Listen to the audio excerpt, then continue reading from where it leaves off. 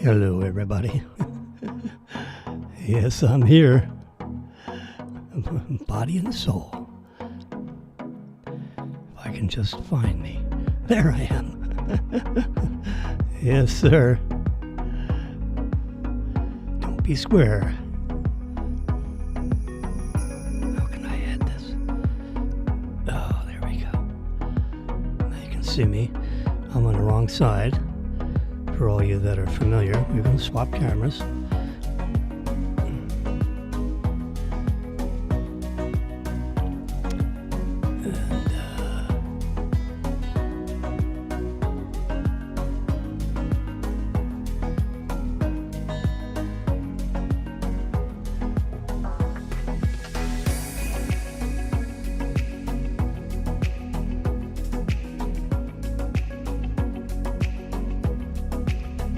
Technical difficulties.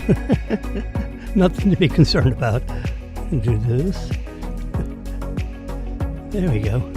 Now I just have to remove somebody. Oh gosh. I got double vision. Oh crap.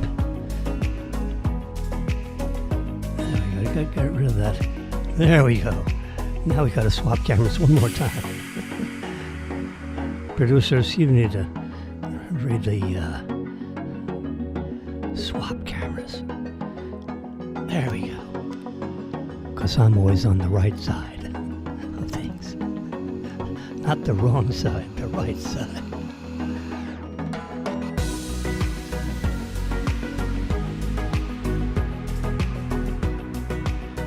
All right, how's that? Can we hear Epidemic? Can we hear Jimmy okay?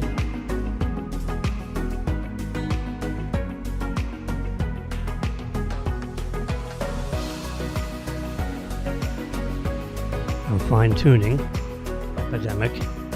Let's leave it there. We have to turn up this just a little bit. How about the 22? 22. 23. 22. There we go. Now we got things kind of in balance, I think. Yeah. You can see over here that I got on this broadcast 3 minutes ago. And I just want you to see a detail. You see right up there, it says 342. Now that's not when I got on the broadcast, because it's actually 3:58. Because you can see the correct time right up there. You see right there, 3:58. That's earlier than 4 a.m. This is a special early morning broadcast. Yeah. See right there? That's a freeze frame.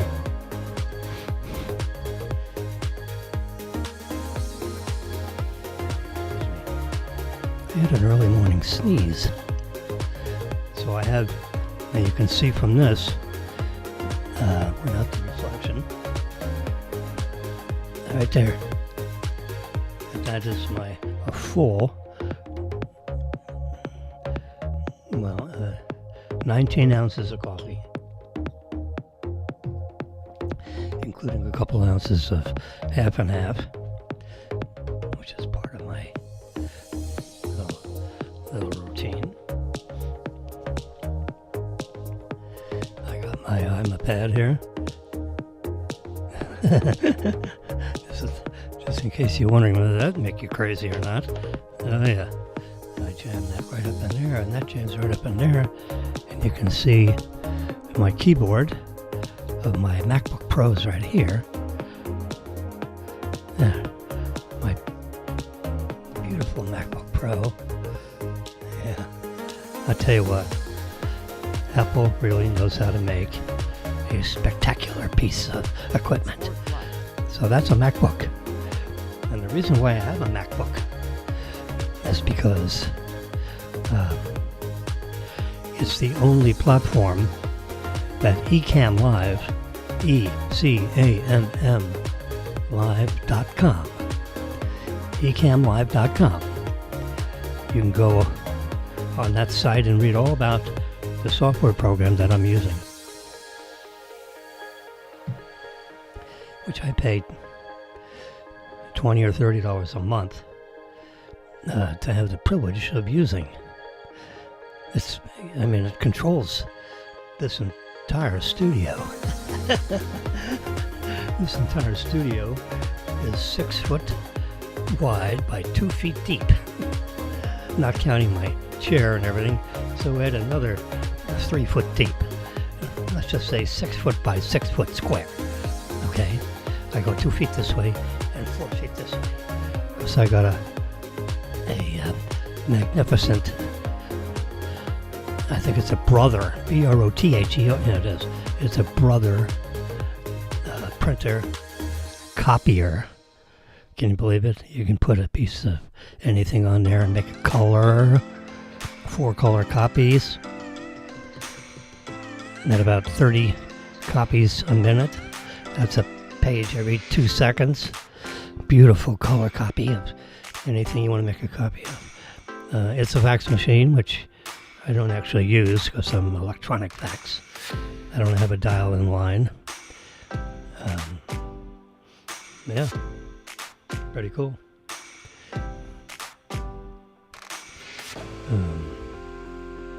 Over here I have my, you see here, this is a display showing how many minutes and seconds and tenths of a second I've been on air.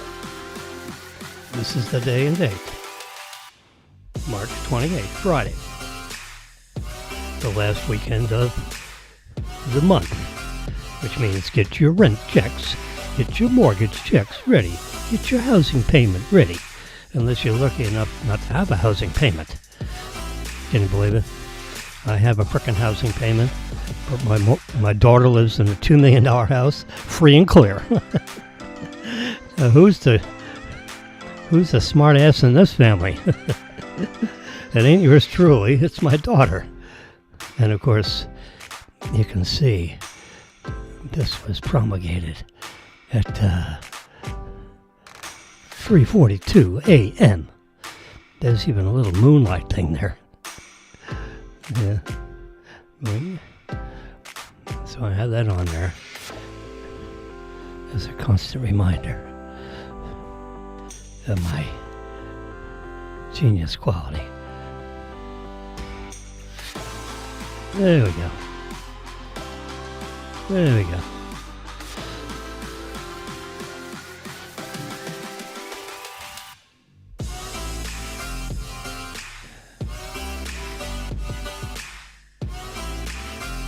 That's the one I'm supposed to have there. There we go. Oops.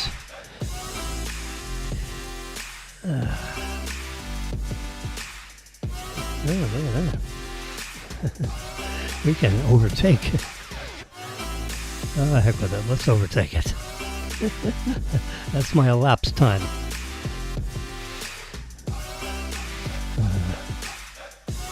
I can make it skinnier. I guess I can't make it skinnier. Yeah, we don't want that to be too big, right? It's supposed to be a well, we'll experiment on my own time, not yours. That's an elapsed time thingy. Let's turn that down, because it doesn't need to be so overpowering it takes over. Come from the top corner. We go here to brightness, and we're going to turn it down right there. There we go. Now it's just a hint of what it used to be. 10 minutes. Well, there are all kinds of things going on in this world, I must say. I'm back to heel we performed a off-camera test of, let's see, what does this do? Oh yeah, that's in the alley. This is here. So if I do this here, I go like that. And then we tighten it up. Excuse me. Technical difficulties. Yeah, very technical. So as you remember, I have this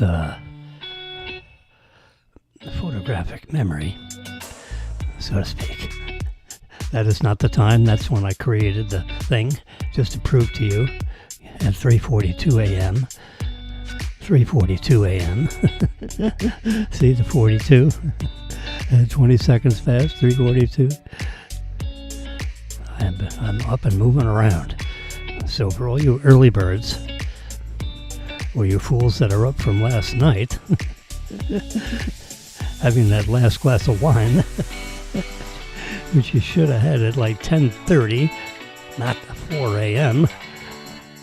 I guess there's probably a couple of weeks. The last time I did one of these, I had more listeners on the broadcast than at any time, except for the first couple of days. I had a whole bunch of people listening until they found out that they didn't want to listen to me anymore. Yeah. Oh boy. U.S. Department of Homeland Security. Yeah. That unbelievable young lady, former governor of South Dakota. Okay? Not North Dakota, South Dakota is now the Secretary of Homeland Security. And she was standing in front of a bunch of prisoners. Let's see if I have that picture. I should. My God. Jeez. How can I not? There she is. Look at this woman. She got a tight white shirt on to show off a couple of assets. Pardon me, ladies. She's got her Homeland Security hat on. Yep, there it is. ICE. I think ICE falls under her. Does it? Or is ICE under... yeah, I think so. I think ICE is her baby. Homeland Security Secretary. Nome. Homeland Security Secretary Nome, who visits the El Salvador prison where deported Venezuelans are held. Salvador is a friend of ours. I think we made all kinds of efforts to save their son that was kidnapped by a cartel.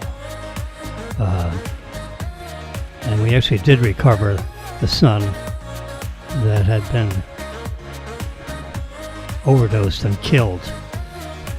They paid $2 million in ransom to get their son back, and the son was dead in a box. How terrible is that? These people are animals. I was at Royal Trust Bank at the time and met the parents. Had lunch with the parents. A sad day. Very wealthy, very classical. I mean, Mrs. El Salvador. That's not the name. Mr. Dressed up beautifully. This is like 2 weeks later, okay? They had lunch with me. For 2 weeks they were like in hiding not hiding, but they were in repose. I guess. I don't know the words. It's hard to say. I'm actually happy to say I am not familiar with all that vocabulary words. Yeah.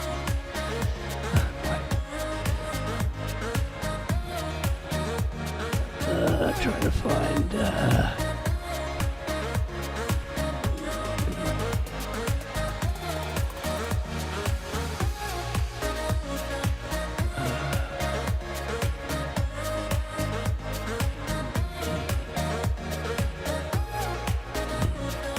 This is a delayed broadcast of the Ingram Angle.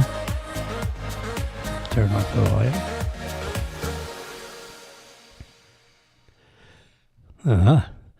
The Vegas attack on the Tesla cars and showroom has been arrested. I love it. And that fella is going to be in jail for a very long time. I don't think that person is going to be released on bond. I think that is if there's a flight risk, it's that person. Man arrested for Vegas Tesla arson attack. And Pam Bondi, the U.S. Attorney General, she is a tough cookie. I don't know if you've listened to her. She's actually a relatively attractive young lady at 59 years old. I know that because when she got confirmed, they went through her biology, meaning her chronological age stuff. She was the Attorney General of the state of Florida for 8 years. That's quite a resume item, huh? One of the youngest Attorney Generals in the history of the state of Florida, but very effective. Locked up a lot of bad guys. So she knows how to do it. That smiling face, oh yeah, and sticks it right up your butt. Yeah, a smiling face. You're going to be watching that smiling face behind bars in the prison cafeteria. You can watch her smiling face. Anyway, back to Kristi Noem. She flew to El Salvador, and there she is standing on the other side of the bars from these scumbags that were deported there.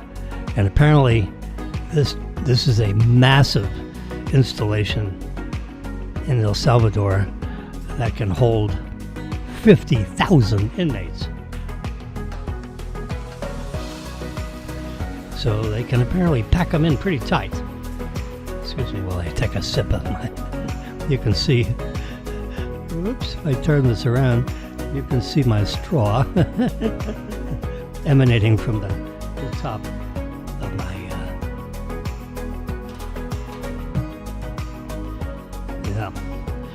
I discovered something which I'm not going to take a lot of credit. There's amazing household chemicals that one can get their hands on. Excuse me while I take a piece of... I don't know about you girls, but I use paper towels to blow my nose. Hold on a second.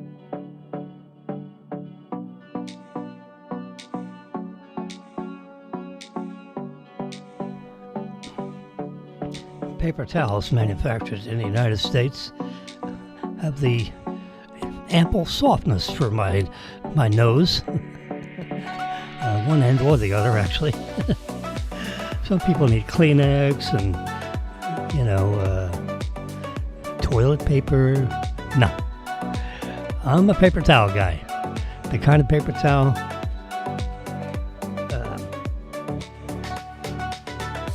that you can either break this way into half sheets, and then you can break again into these little squares. And I tell you what,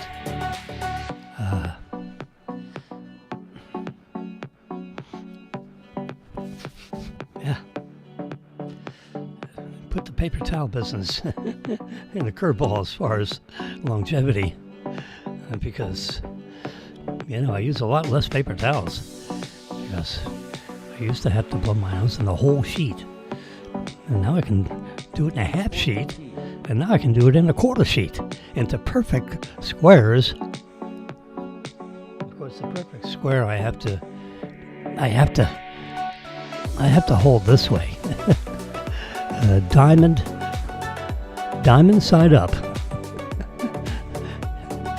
You got 4 diamonds possible. And that way, from the top of your nose to the bottom of your nose, you got Kleenex. Because we don't care that much about the sides. Because your nose goes up and down.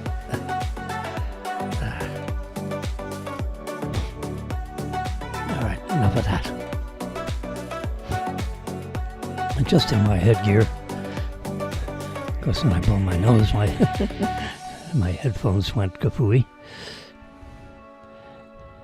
I don't know, I hope you guys like, for those of you that do more than listen to me, because you can't just listen to me.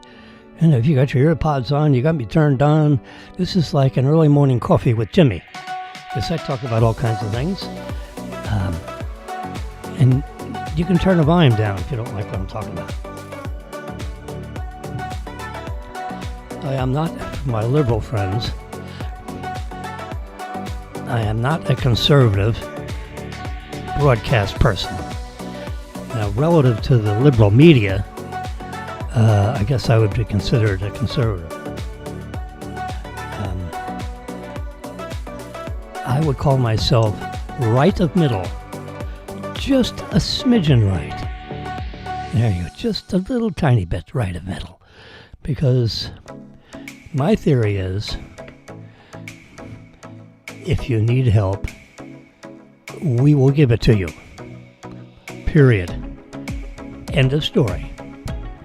You need help, we will give it to you. But if you're one of those that don't need help, and you're a freeloader, you don't get it. You don't get it from me. Now, I've helped people that have needed help. Yeah. And a certain gentleman in Boca Raton stiffed me with about almost $7,000. I helped him for $7,000, and he agreed to pay me, $1,000 a month for 7 months. Well, guess what? That didn't happen. He's a nice gentleman. He sat down. He gave me his story. It was a bad story. It was a tough, hard story. And, he stuck it to me for $6,600. So, Robert, if you're out there, you know who I am. Old Jimmy W., faculty at FAU, photographer on field.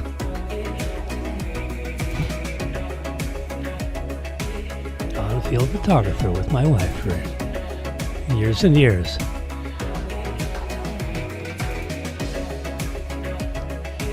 Man,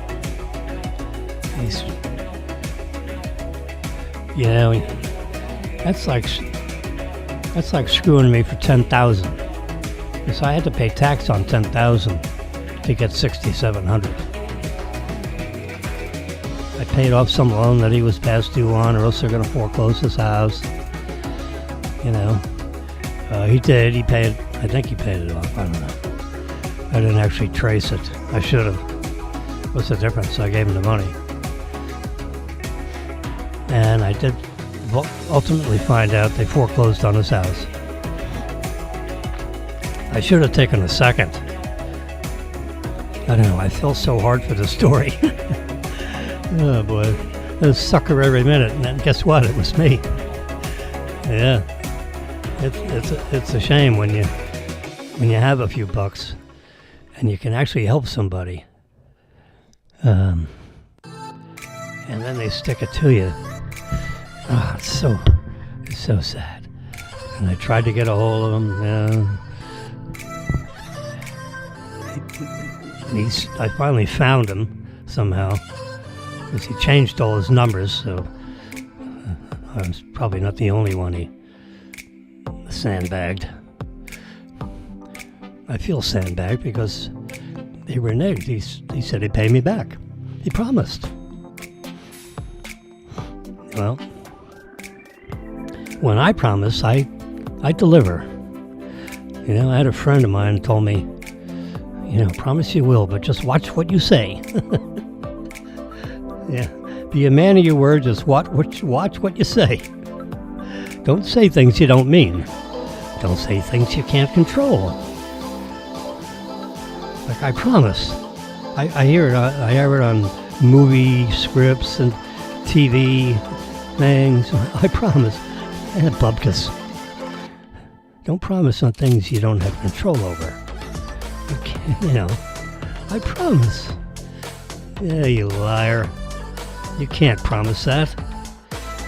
There's no way you can promise that. But you can't deliver, absolutely. No. So, don't lie to everybody. How do you like my, I like it. I'm really, you got this, you can't see me, you can see my hands. I'm actually, if I go full screen, you can see me, but I don't go full screen. You know, it's even on the side, it's a little frightening. It can be a little frightening. It's kind of like Rush Limbaugh, a more conservative, more middle of the road. Rush is pretty. He can be considered. I think he thinks the same way I do. I've never met the fine man when he was alive. He's not alive anymore. Sorry to say. What is, oh.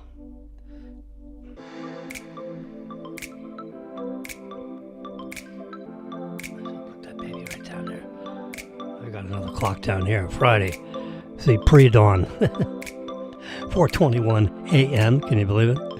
And Jimmy's yakking away here on live TV. Yeah, I can just bend my, look at that, I can bend my screen down. We can get rid of the seconds if that bothers you. How about tenths of a second? Can you handle that? It's 4:22 and 3/10 of a second. The right way to say that?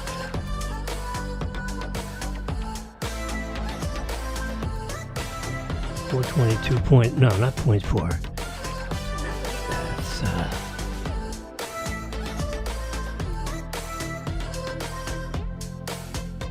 That's 50 seconds. Oh yeah, we have to do that. 4:22 and 50 seconds. 4:22, and that's 4:23. Yeah, exactly. Can you imagine? 4:23. I'm talking.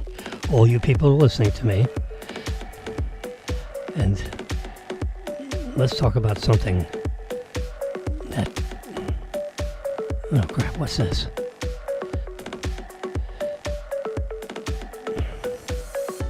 Rats. Let's get rid of that.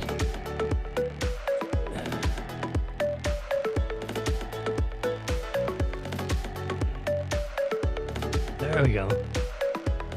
I want to add this one. There we go. We can see the time lapse right over there. We don't need it indelibly impressed. And you can see 4:20, so you can see the time there. Wow, how'd that, yeah, I guess, I was wondering, how'd that get so wide angle? The lapse time is there.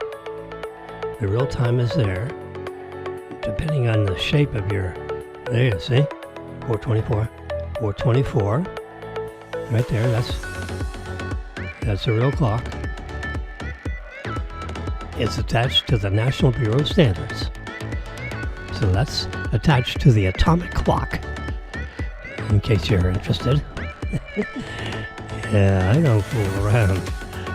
Actually, all your Apple Watches are attached to the atomic clock, because that's what Apple has promised us. And you can bet your bippy they're delivering. Because when Apple produced its Apple Watch, it made a deal with a certain satellite service that'll go unnamed. Not because I'm a smartass. It's because I don't know. who they subscribed. They subscribed to a system of more than 12 satellites. And I'm giving it away a little tiny bit, just a little tiny bit. That is absolutely connected to the atomic clock, so that Apple company that delivers Apple watches, you can hold up your watch, and when it says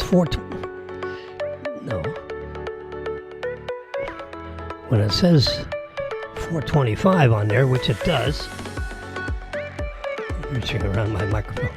You see that? 425. 425, March 28th. How much battery do I have on here? I don't know. Let's see.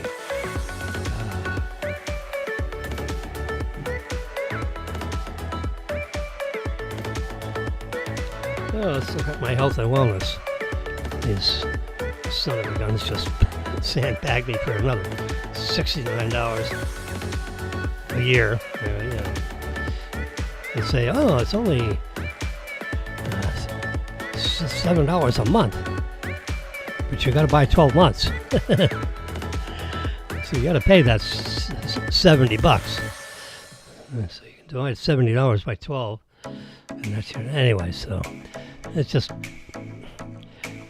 I tried to push the $8.95 a month.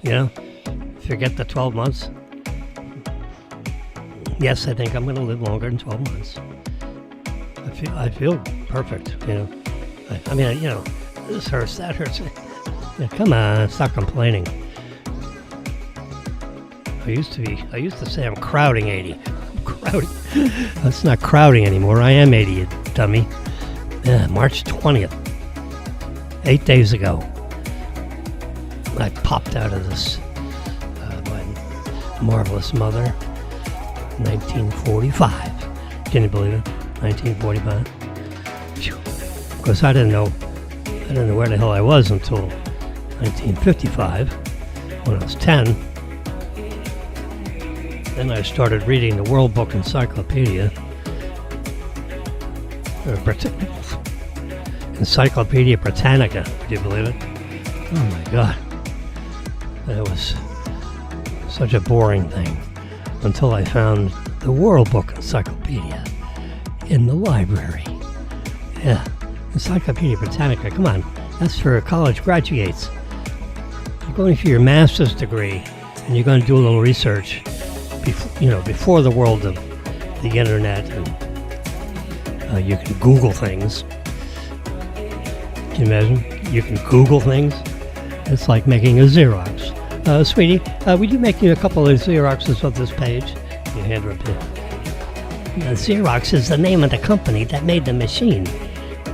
You want a couple of copies from the copy machine. No, I want a couple of Xeroxes. See, that's when you say, I want to make a couple of Xeroxes, that's like saying, go Google it. Yeah, let's go make a Google. Let's do a Google search. Yeah, just Google it. And if you want to be proper, you say, sweetie, let's search this. And you can use the Google search mechanism if you'd like. There are a lot of different search mechanisms, but most people, only a few know of the others. Everybody knows Google search. Boom. 7.7 magnitude earthquake rocks Southeast Asia in Bangkok, China. Oh my God. In Bangkok, Thailand. Mumbai. Bangkok, aka Mumbai. Oh, look at the pool. Oh my God, I'm watching this delayed broadcast. It's shaking so much the pool on top of one of these hotels is high waving it over the side of the hotel. The hotel's standing, but it lost about 4 feet of water in the pool because it's shaking like this. It's shaking the water out of the pool, creating a great rainstorm of water below. Not glass, I don't think, but that's Mumbai, aka Bangkok. What's the name of that? Slum dog.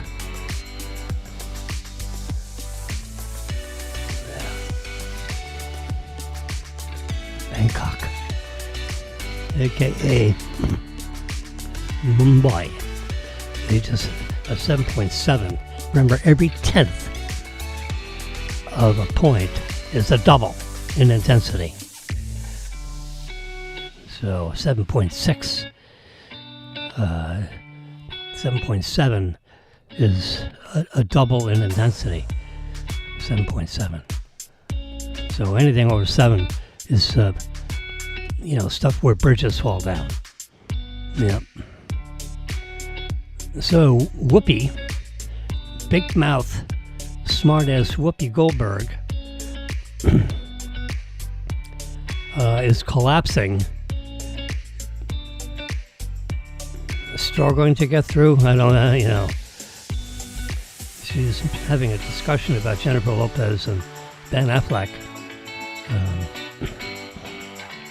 So, who knows what kind of poison she was throwing. I don't know what the hell's happened to that woman. She's got a microphone, and it appears to be, this is the 7, the fabulous 7, on sometime mid-afternoon on to the unnamed network. So she's either diabetic and is having a seriously low blood sugar, or her blood sugar, no, so that's blood sugar. So her blood oxygen level is so low. I happen to have a blood oxygen thingy right here. And my doctor grounded me. Can you believe it? I have an annual physical. And he said, Jimmy, you're grounded. I said, really, Mother? What does that mean exactly? Spoken from the mouth of my primary care physician. What do you mean I'm grounded? Who gave you the authority to ground me? Well, you said something like you were going to go visit your daughter. Are you driving? Are you taking the train? If you're flying, you're grounded. No. Oops, you have to turn it on. That would be helpful.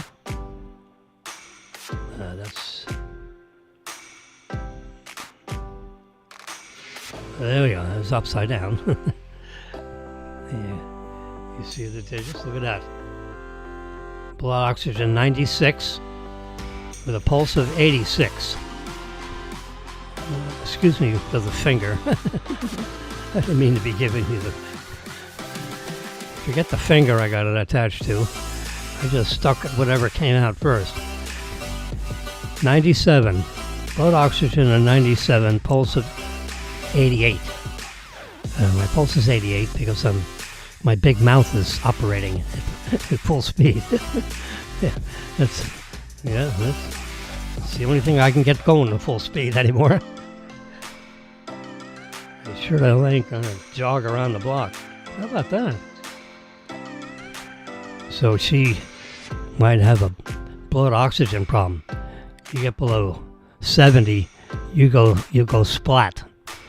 So if I were the producer of that show, and if she refuses, the pain in the ass that she is, I'm sure she's a pain in the ass to her producers too.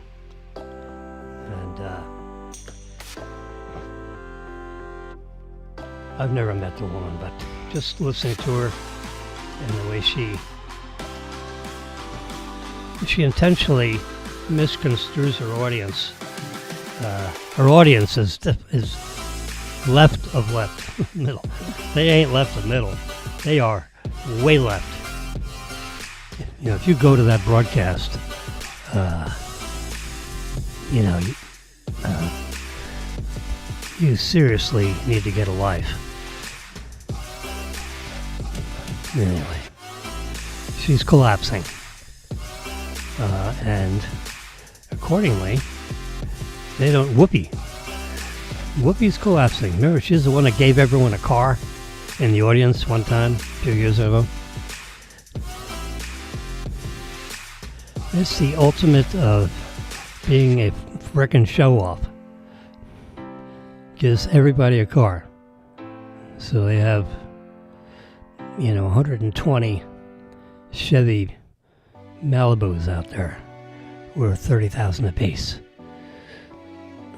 So, what is that in dog years? So we're gonna get our trusty calculator out there. We're gonna clear it, and we're going to. Could I do this on screen? No. I'm gonna say there's 250 in the audience times 25,000. We should know the answer to that.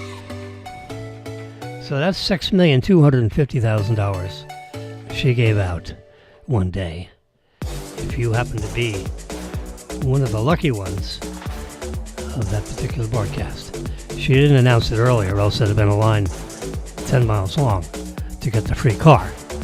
They don't give a crap about her. But this is a surprise. Somehow or other she kept that a surprise. Yeah.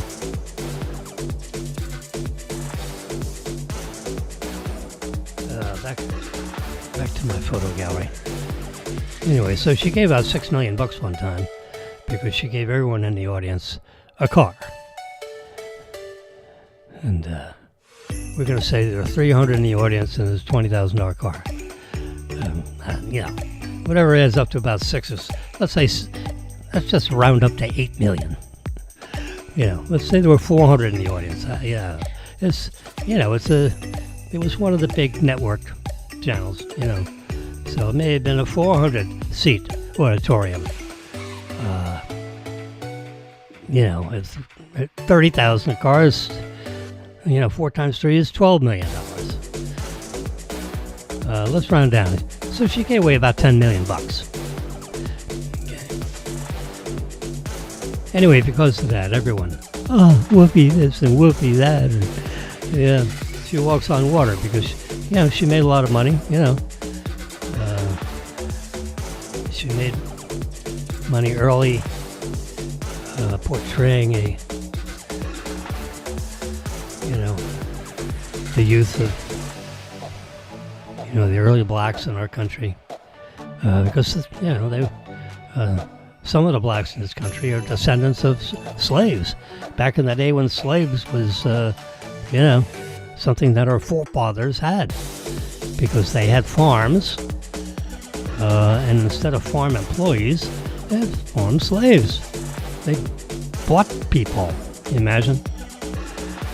I mean, it's kind of like unthinkable now, because we've become so reasonable.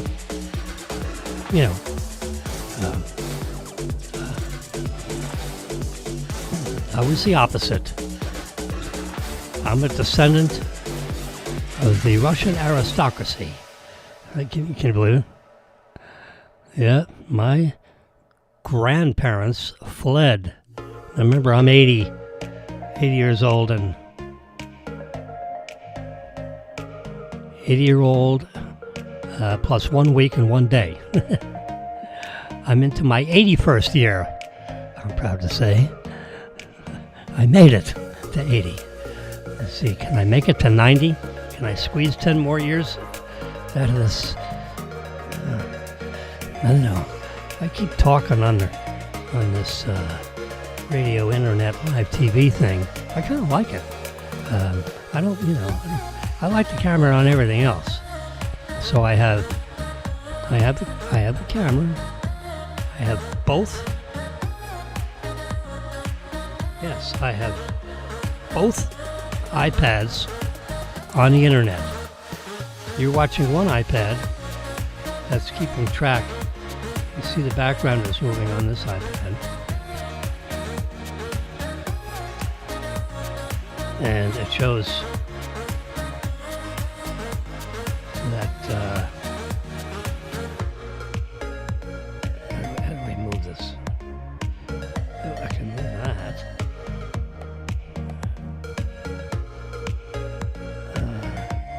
Let's go full screen. Touch that again. Add a window. And this is the window we'll add. Now I'll shrink up this one. And shrink up this one. Oops, I did the wrong one first. Oh gosh. I guess I'll just have to go full screen on that. Make it smaller. Push this again. This is live TV, folks, so add another window.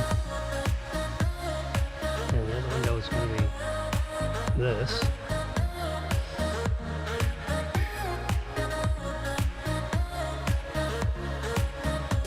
I guess that's what we're doing.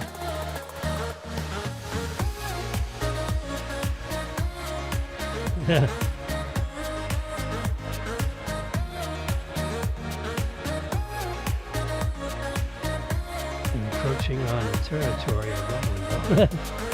There we go. Now we're talking. We've got a little tiny. Now I need to brighten it up.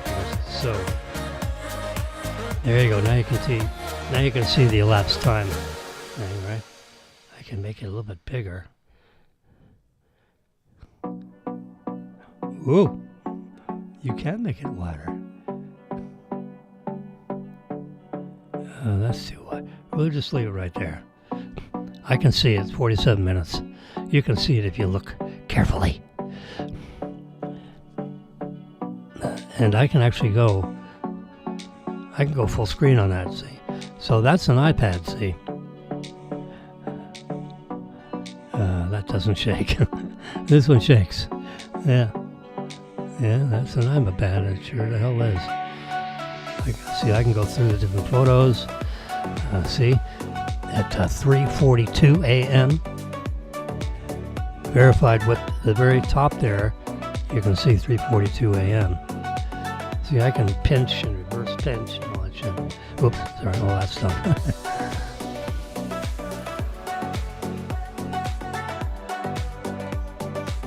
Interesting, yeah.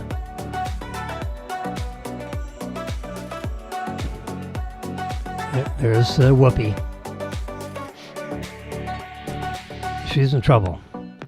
So I think that was, this is, yeah, let's see what date.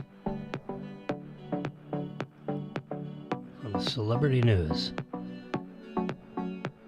I guess you can Google it. Let's see.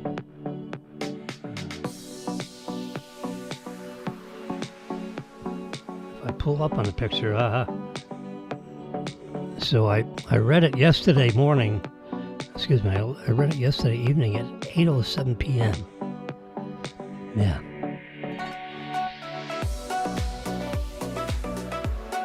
We'll just keep this on. I don't want to misconstrue you. It is not 3:42 a.m. It is now 4:43 a.m. Yeah. Let's just keep it on Friday, all right? So we don't completely screw up the audience.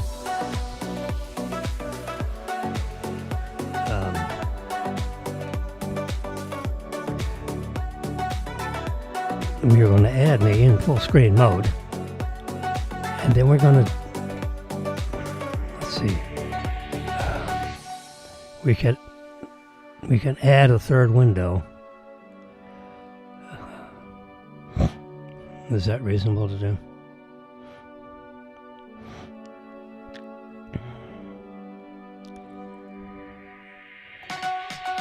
I'm in the middle. I prefer to be on the right, but wow.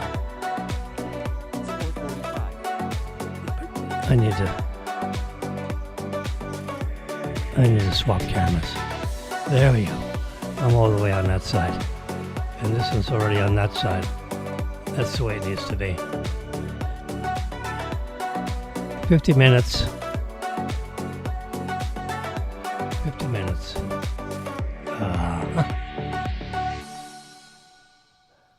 Now let's adjust it.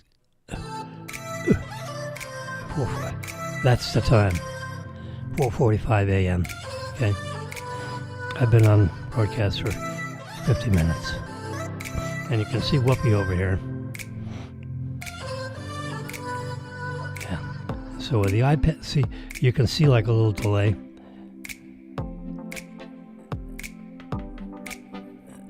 Yeah. Because this delay is going through that on my pad. It's going right. A lot going on.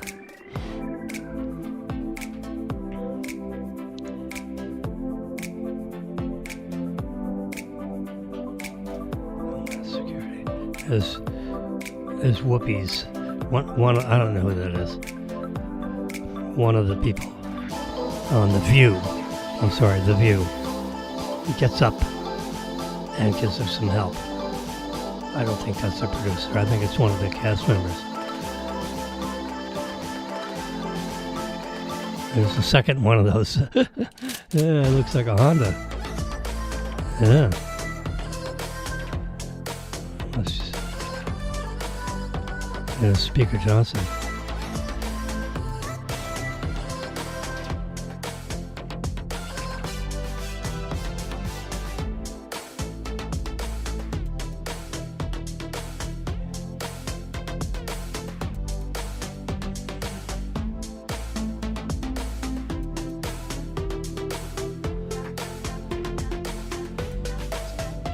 Anyway, I've got both iPads on the air now.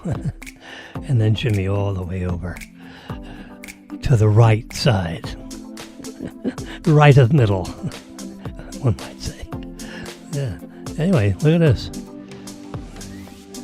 The spokespeople for Honda referred us to the following statement from Jennifer, the president and CEO of the lobbying organization known as Autos Drive America.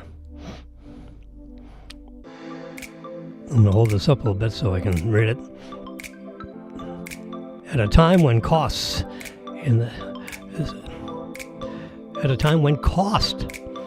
is the number one concern for American car buyers.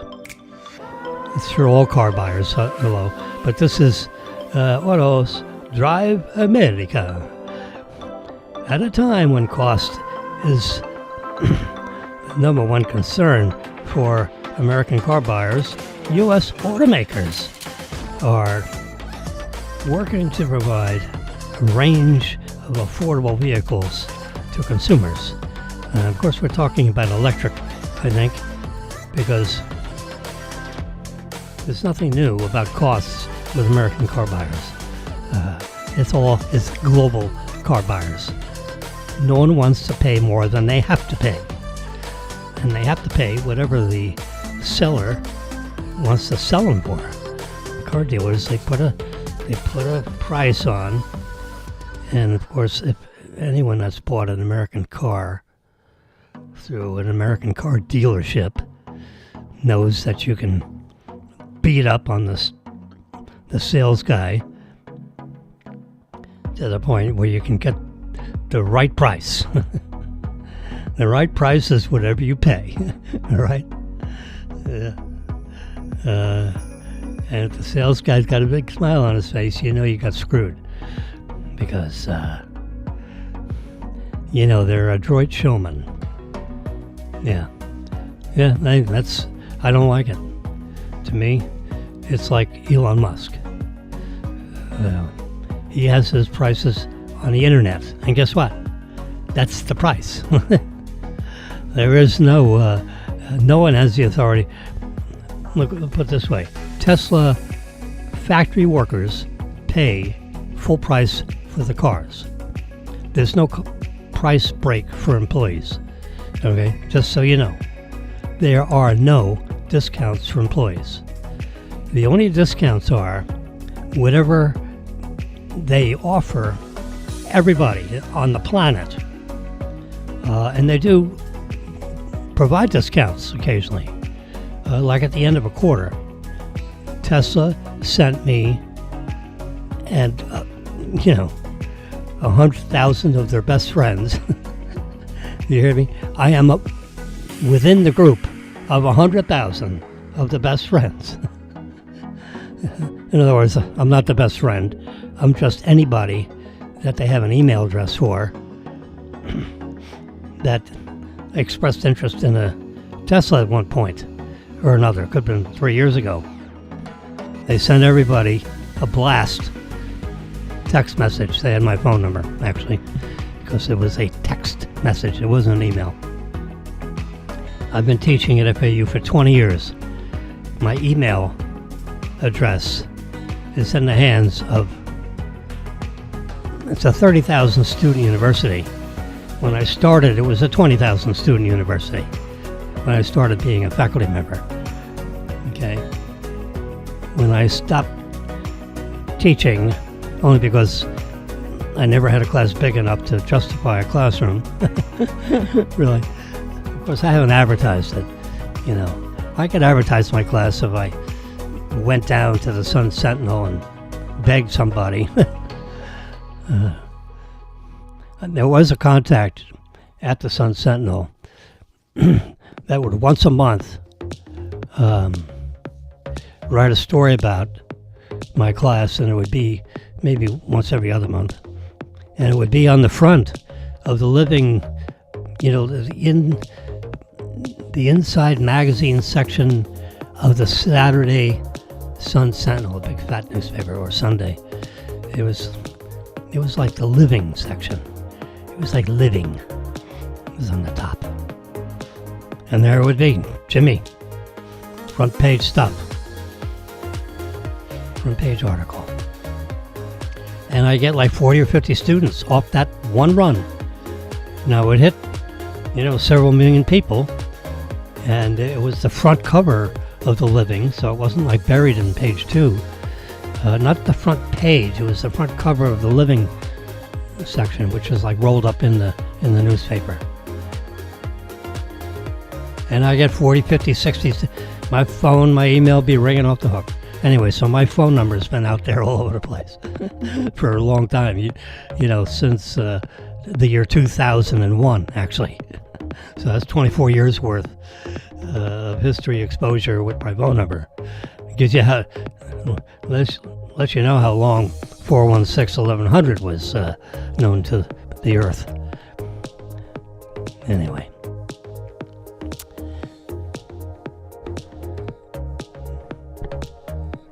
So, I mentioned that because Elon Musk, they advertise the price, that's the price. I pay if a director, now there's only like less than 20 of those, I think. I don't know if the board is bigger than 20. It could be 15. It's somewhere between 10 and 20. Let's do that. It's a board of a sizable, it's probably less than 15, come to think of it, because Elon's on the board, I think, and Elon's the CEO of the company. That kind of puts you on the board. I think CEOs have to be on the board, come to think of it. I was vice chairman of the board of directors. Vice chairman of the board of directors of a bank holding company. Yes, yours truly. So that puts me on the board. So I'm not just a board member. I'm not the chairman of the board. I'm vice chairman of the board. That's even, I wouldn't say more important than a board member, but I'm like an officer of the board. And you had the chairman of the board, who in my particular case was the Honorable Phil Motter, who was not with us any longer, I'm sorry to say. Fine gentleman. he treated me as well as you could possibly be treated as a chairman and a vice chairman of a board can be.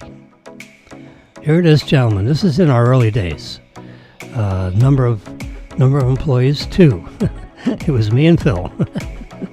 It's just the 2 of us. We're on the board of this. We're on the board. There's only 2 of us. He said, I will hire you as vice chairman of the board. I'm chairman of the board. How many board members are there? 2. Okay. We're going to be a bank holding company because this is Phil talking, I'm going to raise $7 million. And we're going to go buy a bank. And you're going to help me do it. And I'm the meat and you're the potatoes. and we called everybody we knew because I just moved over. This is like 1990, can you imagine? 1994 or something. I'm going to say 1994. Yes. And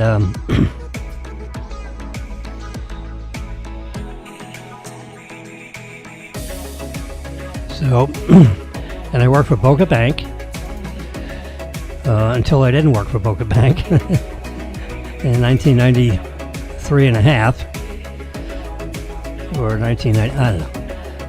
Let's see, something like that. Anyway, I'd have to dig out my resume to know the year, maybe the month and year.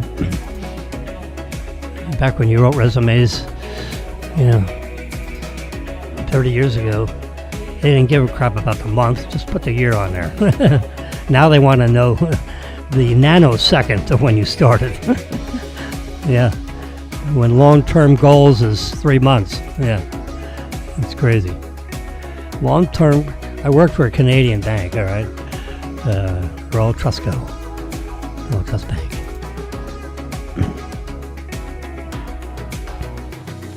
This was before Boca Bank. I worked for Royal Trust Bank. It's a Canadian bank, and I was a real estate guy. They hired me.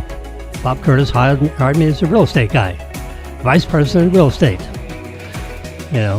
Royal Trust Bank of Miami. That's who hired me. And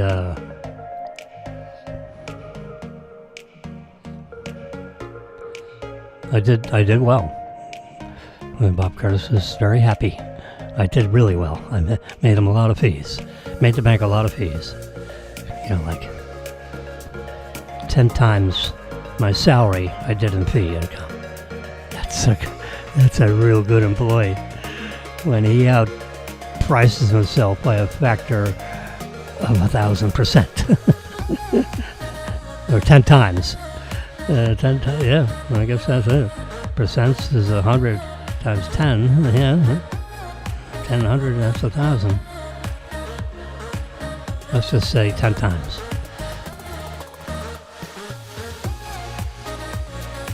Well, back in the days of Royal Trust Bank, long term was 10 years. Public companies in the United States, back then, was the next quarter, 90 days. That's the American mentality for long-term goals. Tell me about a year. What have you done for me in the first quarter of this year? Or in April, they said, what did you do for me the first quarter of this year? Well, it's a good thing it's your first quarter. Next year, it's going to be year-over-year quarters. Forget year-over-year. Year-over-year quarters. How about year-over-year weeks, days? Come on, get out of my face. Anyway, at a time, back to Back to the reverse pinch on this article, which I can't. The only way I can make it bigger is to get rid of, what we're looking at over here. 1 hour and 5 minutes I've been talking here. It's 5:05, everyone. It's 5 o'clock a.m. So get out of bed. There you go. You can see over right here. You can see right there. It's 5 o'clock and 37 seconds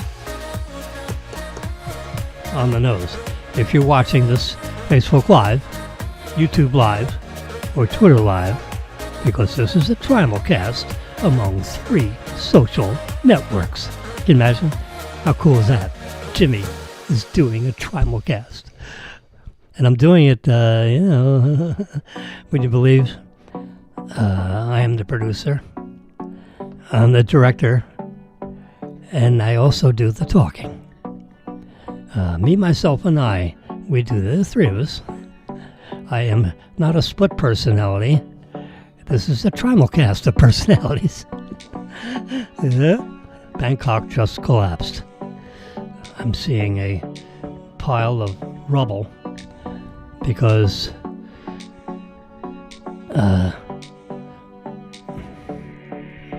in Mumbai. Oh, look at that! That's the pools running over because things are shaking so bad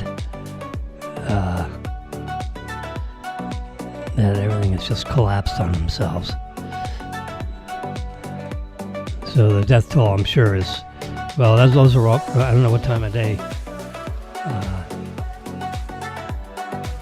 Washington at 5 a.m. So in Bangkok, that's 5 p.m. Yeah, so there could have been a lot of people in those buildings. Oh, gosh. When a building collapses. Whew. Look at that. The vice president, his wife, and I think it was Mike Waltz, and I didn't see who else. There was 2 other people.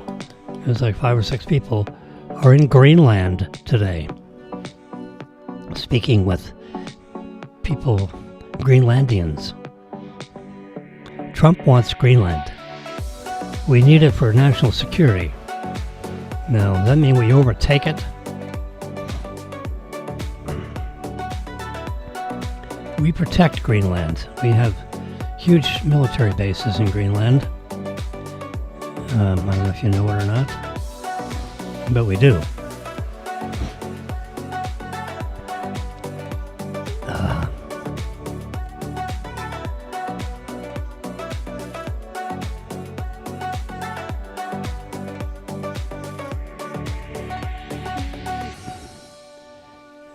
Here I am.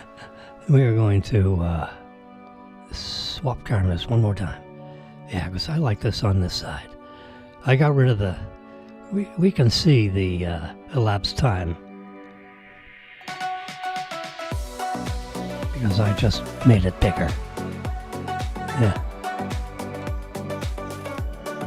It's not the whole screen. There we go.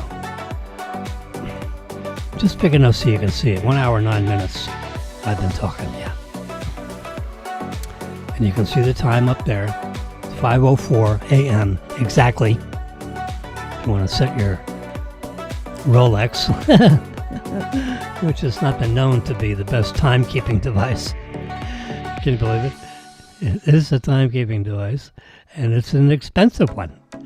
Yet, oh boy, it doesn't keep time very well. I have a lot of money friends of mine, friends with money. Not me. Money friends of mine. Yeah.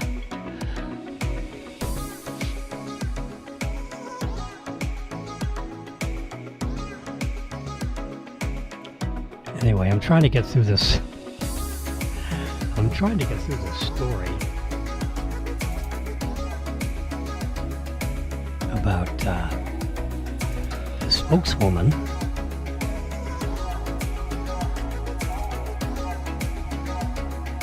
Jennifer Safian.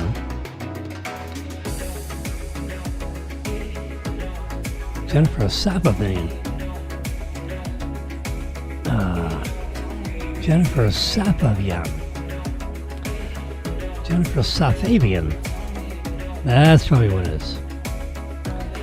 Jennifer Safavian. Jennifer Safavian. I think that's how you would say her name. I'm a biochemist, so I like to put the accent on the right syllable, you know what I mean? Anyway, so I'm looking at her story, and she said, this is in quotes, at a time when cost is the number one concern for American car buyers, U.S. automakers are working to provide a range of affordable vehicles for consumers. That's what she said. Said Safavian. Said Jennifer Safavian. The tariffs imposed today by the U.S. American government will make it more expensive to produce and sell cars in the United States. That's what reciprocal tariffs are all about. Ultimately leading to higher prices and fewer options for U.S. consumers and fewer manufacturing jobs in the United States. Yeah.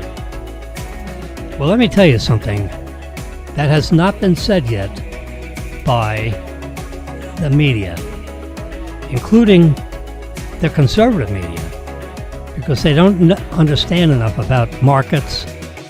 You know, I was a banker for 30 years, okay? I think it was 30. Maybe it was 28, I don't know. 32, 35. I've been in the banking business,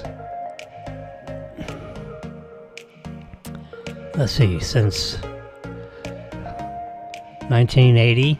No, I've been in the banking business since 1975. I started out at Barnett Bank of Miami in May of 1975. Yeah.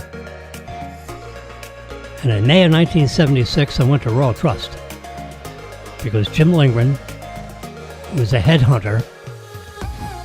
I've only been placed by headhunters, except for one job. I hunted myself. Although I was introduced to this bank by a headhunter, but it didn't happen. It was, if this happens, then we'll hire you. Well, this didn't happen, so they didn't hire me. But Jim Lingren introduced me to two banks that were going to merge, and I was going to be the senior lender of the merged bank. Okay. Then, like 4 years later, I called said bank, Boca Bank, and said, "Hey, this is Arthur Bellis." I had the chairman of the board's business card. I was cleaning up my table in Tampa, and I had a stack of business cards that's thick, about an inch and a half tall. And I was like putting them together. They were like, I had gone through, I don't know. I was looking for a card, and they were kind of messed up on my table, so I picked it up. Not looking for his card, I was looking for someone else's card. An architect's card. Michael E. Adams, maybe. So I'm cleaning up at the end of the night, which is like 5:30. Marilyn's poking around. So I reached down and grabbed this card off. I had a little office set up in the pool room. I had a billiards room in my house. How about that? Red carpet on the floor and red carpet on the pool table. It was a full-size, pool table that you find in a pool hall. Not an Olympic-sized. The slate was like 8 foot long. No, it wasn't. It was full-size table, for a house or a pool room, but not an Olympic-sized pool table. Because I think that slate, bumper to bumper, was 8 feet long. I don't think, it was more like 7 feet tall. It was like a foot shorter than that. It wasn't, like a miniature or something. It wasn't a cut down normal. If you go in a regular, bar where they have, 4 pool tables or 2 pool tables or 1 pool table, it's that size table. Made by Brunswick, the traditional Brunswick pool table. I got an actual Brunswick pool table, although it didn't have the Brunswick logos on it. It was a knockoff. I don't know what. Yeah, it was manufactured the same exact specs, with the arched. I don't know if it was flat or not. No, it may have been flat surfaces. They had them arched, so you wouldn't put your cocktail on there. You'd put your cocktails over, behind you. I don't remember. I think it went straight across. I think it was flat. So in theory, you could put your cocktails. But it was a rule, no cocktails on the pool table. And if someone got close to putting it, because if it falls over on the table, it ruins the felt. There's almost no way of making it right. If you dry it and sweep it and swab it and use your wife's hair dryer or your own hair dryer. I didn't have a hair dryer. I was a boy. Boys didn't have hair dryers. Girls did. I didn't have long hair. I had regular hair, boys' hair. Not like today. I have a little pigtail, actually. I got my hair bound up in the back here. Yeah, I got a little pigtail. It's about 3 inches long. Gets longer than that, I cut it off. Anyway, so circling back to the tariffs, and the one thing that is not said by media, any media, it's not actually said by the administration yet, but it should be. Trump should say this. Donald, if you're listening to me out there in Radio Land, you and I are the only ones that are awake right now. I'll bet you he's up. Is that if you have reciprocal tariffs, if you have, in other words, Canada has 25% tariffs on everything that we send up to them. 25%. If we have reciprocal where you charge us 25%, we're charging you 25%. Period. End of story. Effective Monday. And bam. Effective Monday, everything they send over gets a 25% tariff. And their due to and to from account goes up big time. Sooner or later, they got to write a check. Well, Canada is into us for about 300 or 400 billion in unpaid tariffs or trade deficits. Now we can force them to pay up, or they won't be able, or we will reject all our imports from Canada. That would be, oh my God. Yeah, that would be a serious event.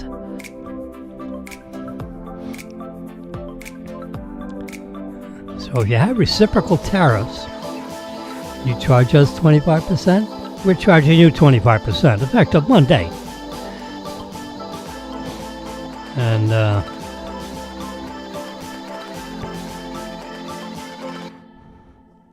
that can create statehood. Because they not only owe us $400 billion in trade deficits and other reasons of a trade imbalance, export-import imbalance, if you get what I'm saying. If we import more than they import, There's a trade imbalance. Anyway, they owe us $400 billion. So write us a check for no more imports. How about that? You like that? No, I don't think so. Yeah. So.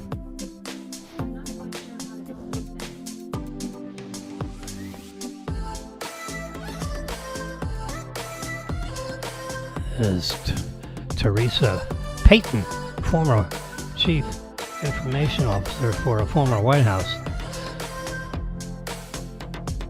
It was probably, I don't know whose former White House it could be. She's a relatively attractive woman. Couldn't have been Biden administration. They're all a bunch of overweight oinkers.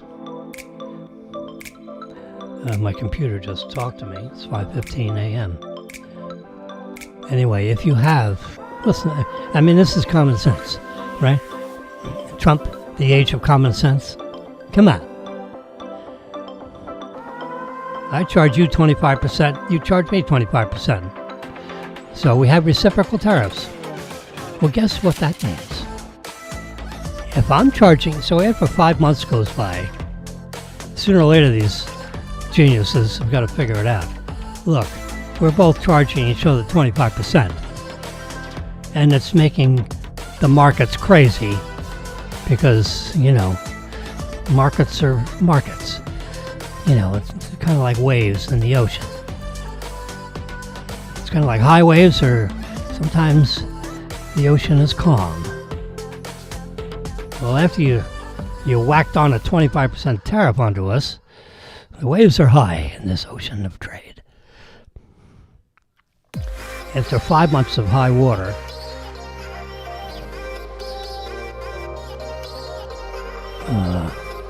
excuse me a minute.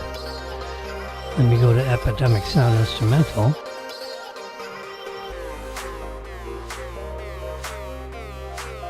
Find out.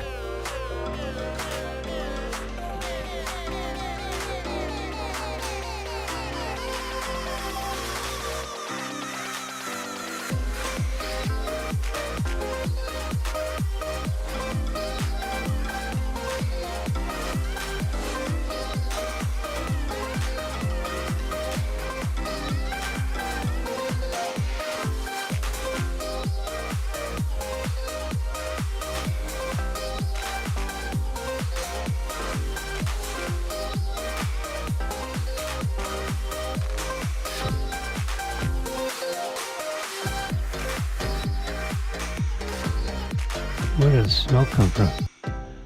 There we go. I got on some other,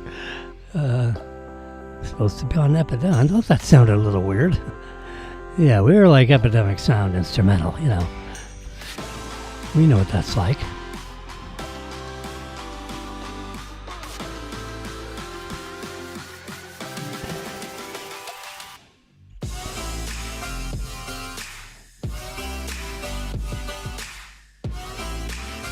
We should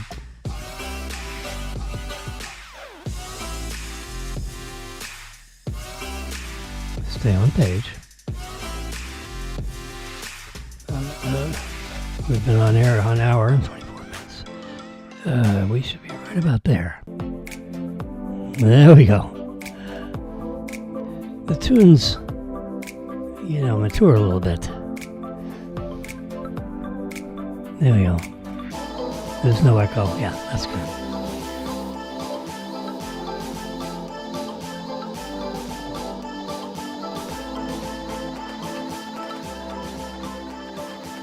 Turn that down just a little bit. There we go. Now I don't sound like I'm competing so much with Epidemic. Yeah. Okay. All right. Now I can hear myself big time. Yeah. I can tell when I'm too loud. Because I can turn up the... There we go. So after and circling back to tariffs, after 4 or 5 months of them paying 25% tariffs, because we're paying 25% on tariffs on their goods. So it's like even Steven. So after a while, hey guys, why don't we this is like the genius common sense thing. Why don't we both reduce our tariffs to 10%? Or at least charge ourselves 10%. Then it won't be such a big hunk. We'll cut it back 15%. Your people should like it. Our people should like it. The markets could become active. They say, yeah, let's do that. Let's do it effective Monday. Boom, now the tariffs are 10%. Let that run another 5 or 6 months. Then you go back to Trudeau or whoever took his place, because he's a moron, and you go back to him and say, hey, whoever your name is, and there is somebody running actually, or already, I think Trudeau's already gone. So the guy who took over, because it was like all internal, the Congress hired him in and threw Trudeau out because he picked a fight with the Trumper. So the Canadian government threw him out and put in another guy. And other guy said, you know what? I'm running for president. Hasn't happened in a long time. But I'm going to run for president. I want to be truly elected by the people. And he's running for president. How cool is that? He's already in charge. But instead of being in charge of a government that if they lose faith in you, they can throw you out, in an instant. Just like the English. So the Canadian government is kind of like the English government. With Brexit and all that, he was out. If they don't have confidence in you, they can all vote and throw you out. I don't know if it requires a supermajority. I don't know. If someone's got the cojones to bring it up, I don't think it takes a supermajority to throw you out. Anyway, so the guy that took over for Trudeau is in charge of the government, and now said person is actually decided to run for president to be elected by the people of Canada, not just the legislators of Canadians government. So that's a bold move. Yeah, that's a very bold move. So that's what's happening in Canada. In the meantime, Trump keeps saying, why don't you be a governor? We'll make you governor of the 51st state. And by the way, your neighbor and our neighbor, in a sense, is Iceland. Let's make them the 52nd state. We have several military bases, and we're protecting their ass. Because when you're way up there, one of your neighbors is Russia. When you get up to the North Pole.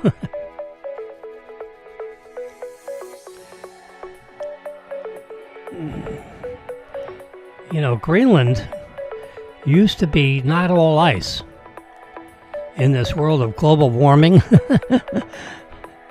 several hundred years ago, in case you don't know, not that I feel like I've been around here almost that long. No, I don't remember their outfits. I don't remember their guns. The muskets and all that stuff. No, I'm not that old. I was born in the last century, yes, in the year 1945. You do the math.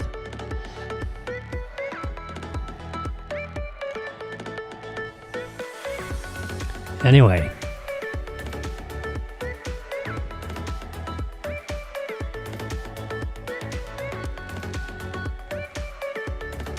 If you're charging ours 25%, and we're charging you 25%, and aren't we getting sick of that? Oh, yeah, boy, we're sick of that.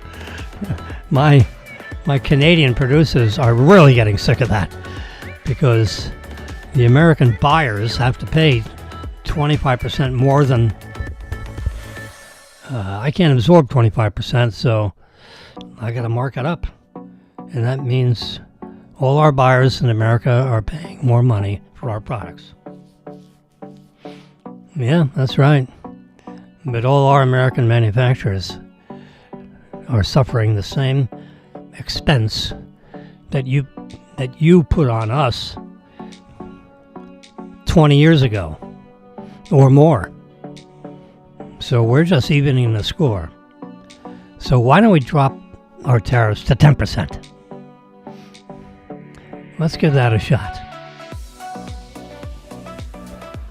We're both going to decrease our tariffs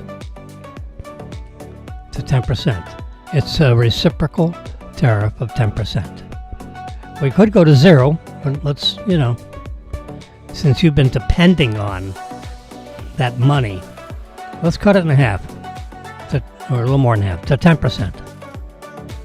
You're going to have to figure out how to get along with your government, because we're not going to, because that 25% may go to 35%. We'll do it. We'll squeeze you out of existence if we have to. But no longer are you getting away with, you charge us 25% and we don't charge. We're charging you 25%, and it may go up, depending on whether I like you or not. And right now I don't like you. So you better hurry up and do something. Which means shut up about the 25%, because that's effective Monday at 8 a.m. Monday. So have your suckers wake up early, because we will, unless you agree to that, we're going to stop receiving your goods altogether. We'll just shut off. We will not be a trading partner of yours. We just shut the door. So no trucks will come across the bridge with your stuff on it. We have border guards. We'll check. You pay the 25%. Get your checkbook out. Yep. You're going to settle up every month. If you don't pay next month, we'll shut the trade barriers. We'll shut them closed. It will be no longer 25%. It'll be 1,000%. Which, in theory, would shut the trade border. And you'll have to write a check every day, because we can keep track of it every day. Any container that says Canada on it will be charged a tariff of 1,000% of the value of the merchandise, which essentially will shut down trade between our countries. You want to buy our stuff, fine, but we're not buying anything you use, yours.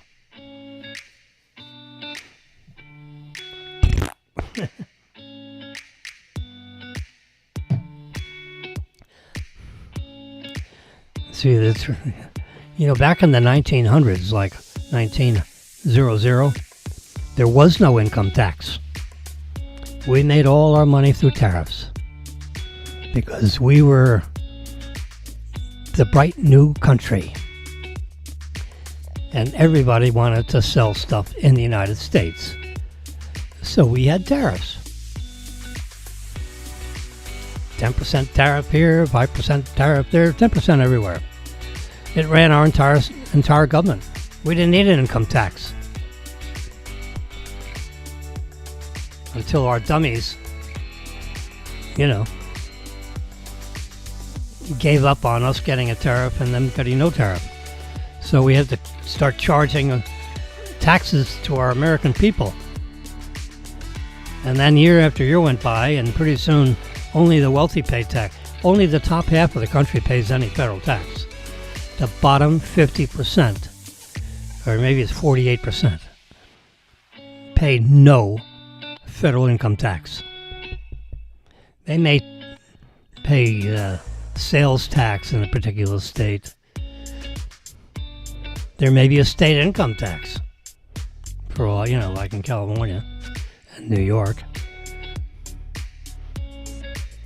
But 48%, keep what I was saying, it was slightly under 50%, but it was going to get slightly over 50%. Then you get more people not paying tax than pay tax. Oh yeah, let them pay. Yeah. You want to increase taxes? Yeah, fine. Those guys pay. We don't pay. So it's just under that. 48% or something like that. So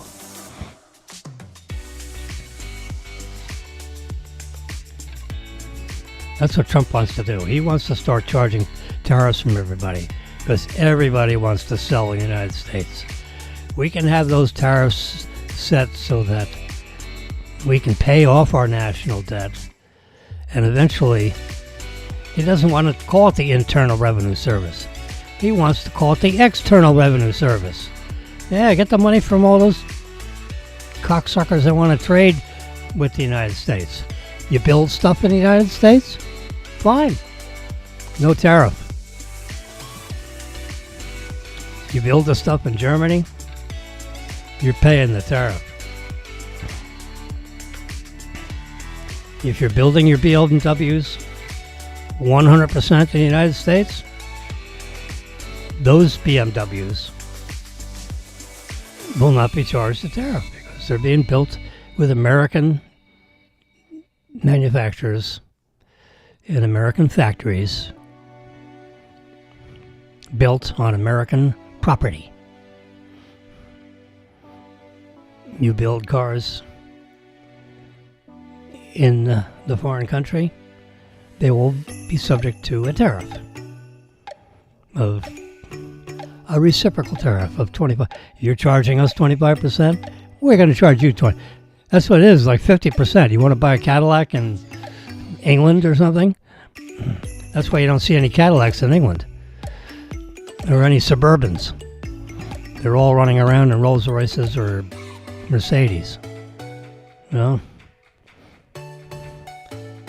That's because no one can afford a Cadillac because it costs $150,000 in England. So you charge us the tariff, we're going to charge you the tariff. You won't see many Rolls Royces in the United States because those suckers will cost $500,000. You charge us the tariff, we're charging you the tariff. Eventually, the countries will come together and say, hey, why don't we drop our tariffs in half? And then both sides of that transaction, the tariffs will drop. See, they can't drop them 100% because their governments are relying on that tariff income. In the year 1900, that's all we had is tariff income. And there was no federal income tax. There was no federal income tax. I'll say it one more time. There was no federal income tax in the year 1900. Yeah, they dreamed that up sometime around the Great Depression. Yeah, let's have a federal income tax that we charge all our population money to keep the government alive. So that was, like Woodrow Wilson or one of those guys. No relation.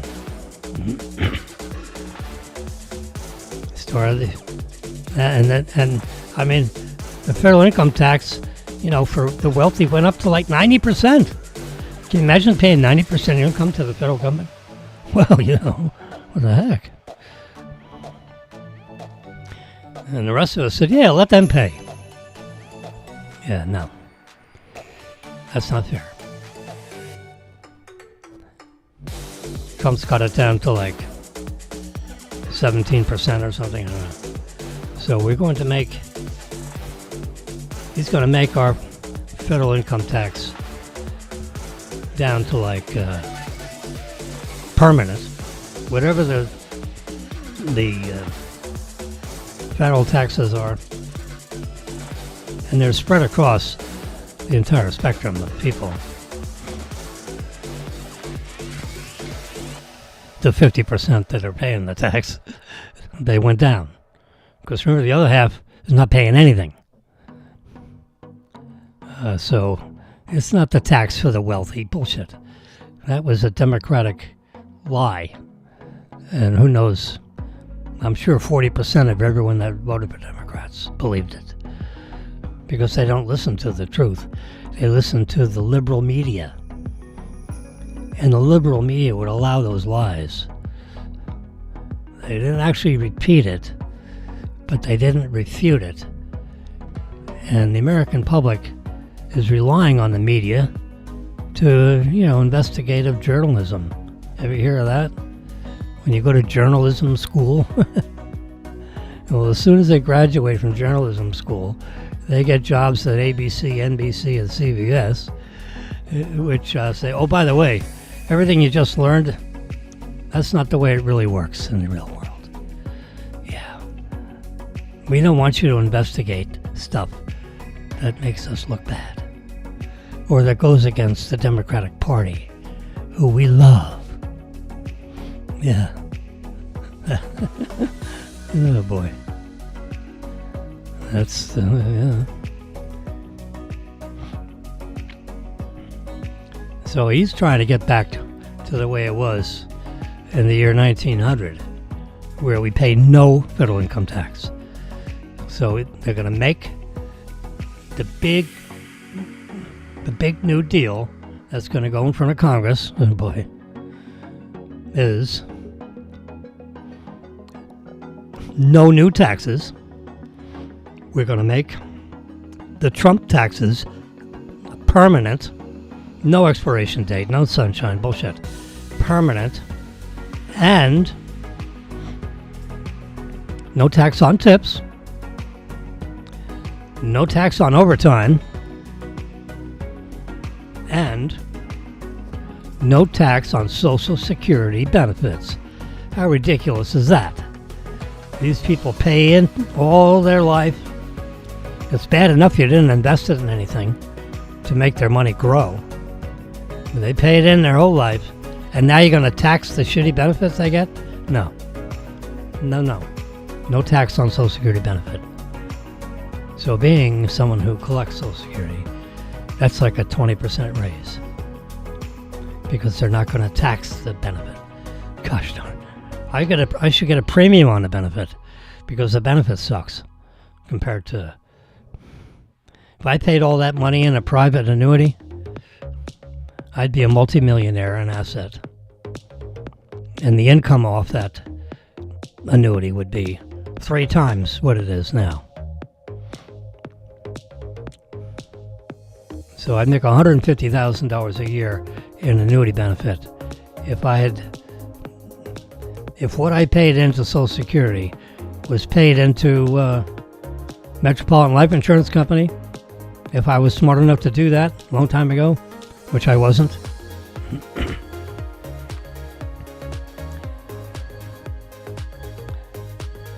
Anyway.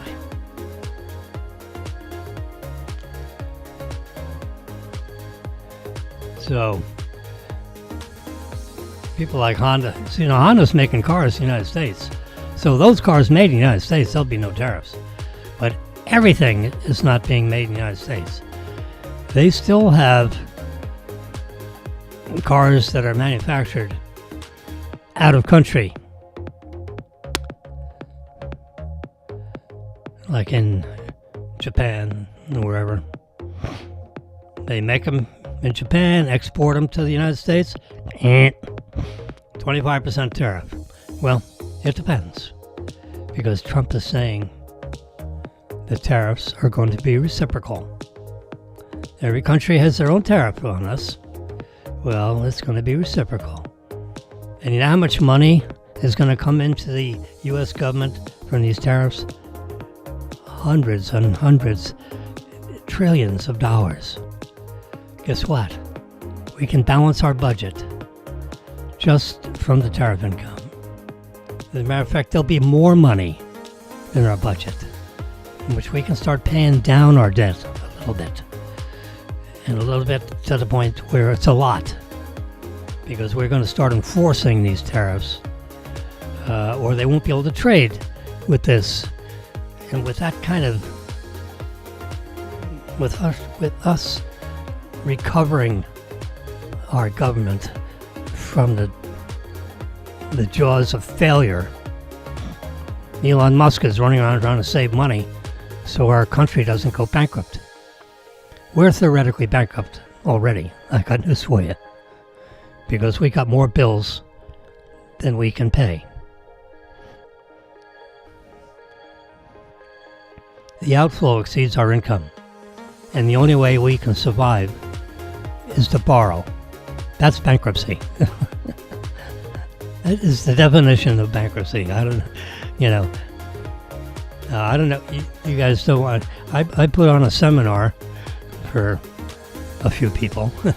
I wish I had this avenue. I took the U.S. government and spread it onto a single-family home loan application. You can do it. You can do it today.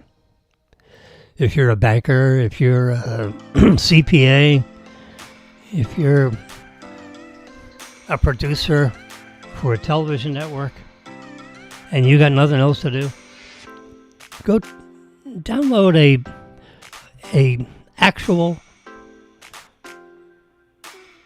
mortgage application, a Fannie Mae, Freddie Mac make it a government one. Make it a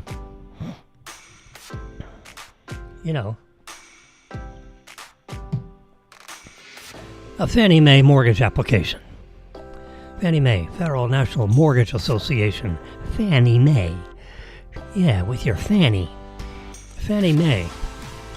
So go ahead and Fannie Mae yourself. And with that mortgage application, then go to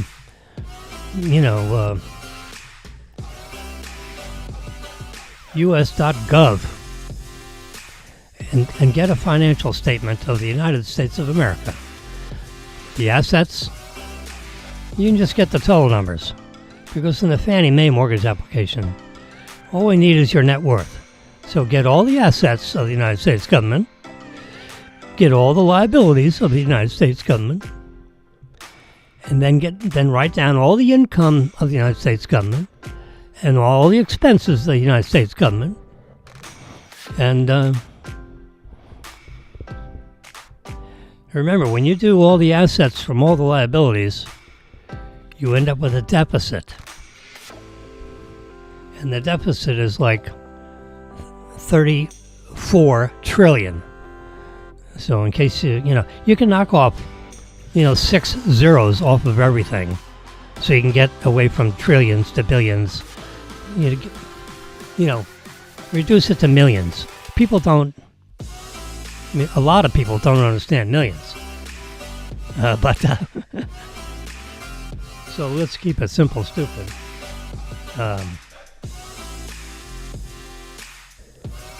Break everything, cut off 6 zeros. So you got a million, which is a trillion. Right? A trillion is a million millions. You think so? Let's get our handy dandy calculator out. Clear it. A million times a million. What does it equal? Hundreds. Thousands. Millions. Billions. Oh gosh. 1, 2, 3, 4. That's 12 zeros. Is that a trillion? Let's try that over again. Let's do a million times 10,000. Okay, thousands, hundreds, thousands, millions, billions. Yeah, it's a million. A million millions is nothing. There's a trillion.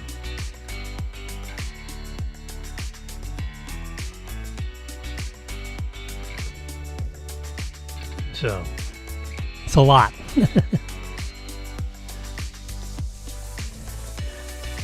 Don't you like this? I mean, I don't know if you watch it or not, but don't you like the fact that I bring up these articles and talk about this stuff? It's important. So our government, under 4 years of Trump, who basically can't run for office again, the rest of you are going to want him to be president again. You can change the Constitution. If all of you like it a lot, you can make it happen. No, it's probably not going to happen. Trump's not counting on it because he'd be 83. He's 7. Let's see. I think he's a year or two younger than I am. So he's 78 or 79. 78, 79. We'll find out on his next. I think his birthday is in January, which is, yeah.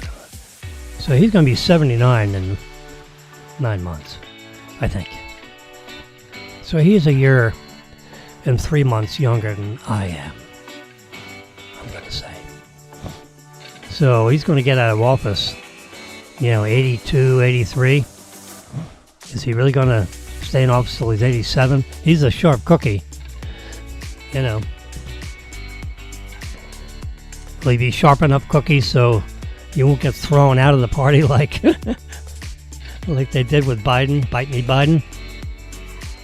Yeah, they threw his ass out. Whew. He won primaries in all the states. That don't matter. We don't like it anymore because he got destroyed by Trump.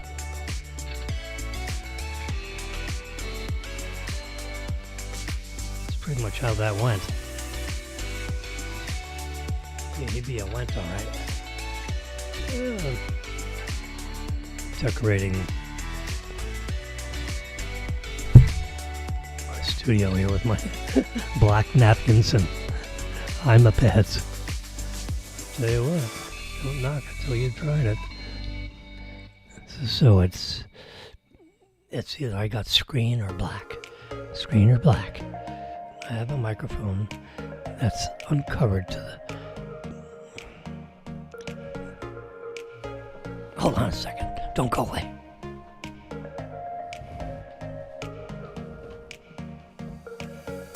Yeah. It's got a black envelope. It's bad luck. There we go. Now it's black. So now it's black all the way around. Except for my iPads. My screens are all lit up very nicely.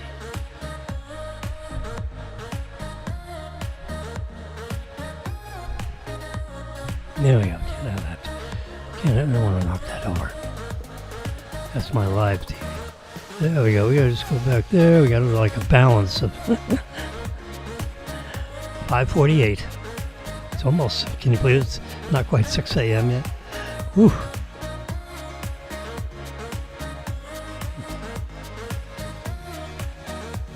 Anyway, so Trump is trying to figure out how we can get our government back to the way it was 100 in the year 125 years ago,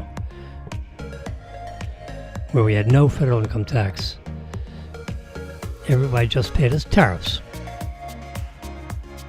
And I think about everybody in the world wants to deal with the American marketplace. And if everybody paid a little bit of tariffs for all our goods that we buy in the country and pay no federal income tax, we pay no federal income tax, that'd be a nice thing, huh? That'd be pretty snazzy.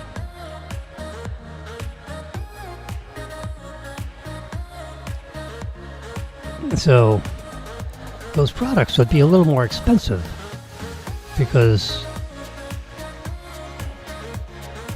China, in a sense, would be paying, let's just say, a 15% tariff on everything that's sold into the United States.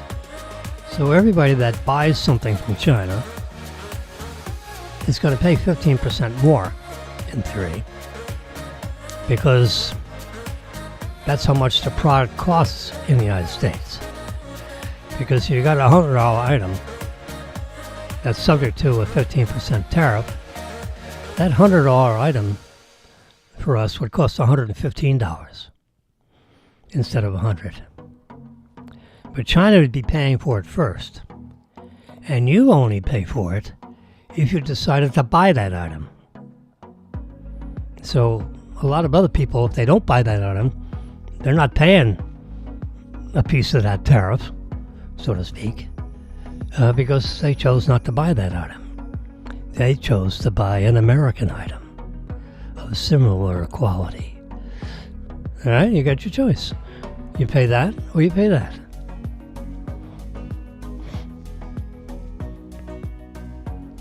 And that's the way it was in 1900. Why don't we... Everybody was pretty happy back in 1900.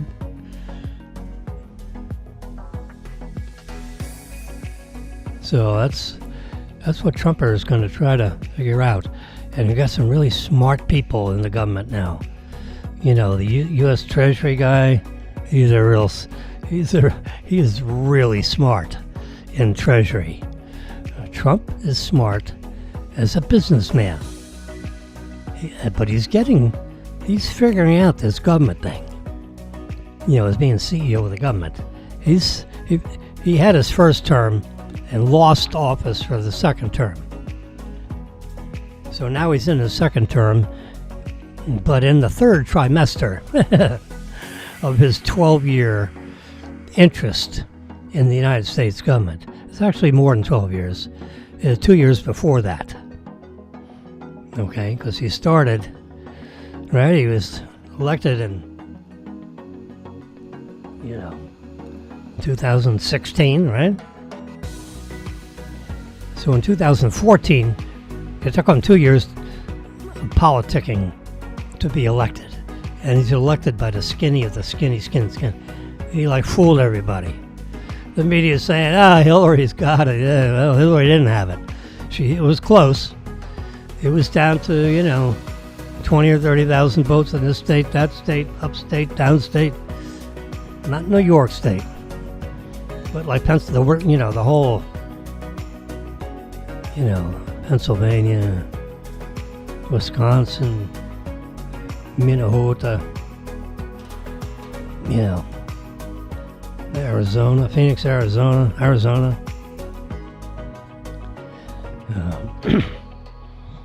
Not Nevada. I think Arizona. Nevada, Arizona, both of them. Swing states.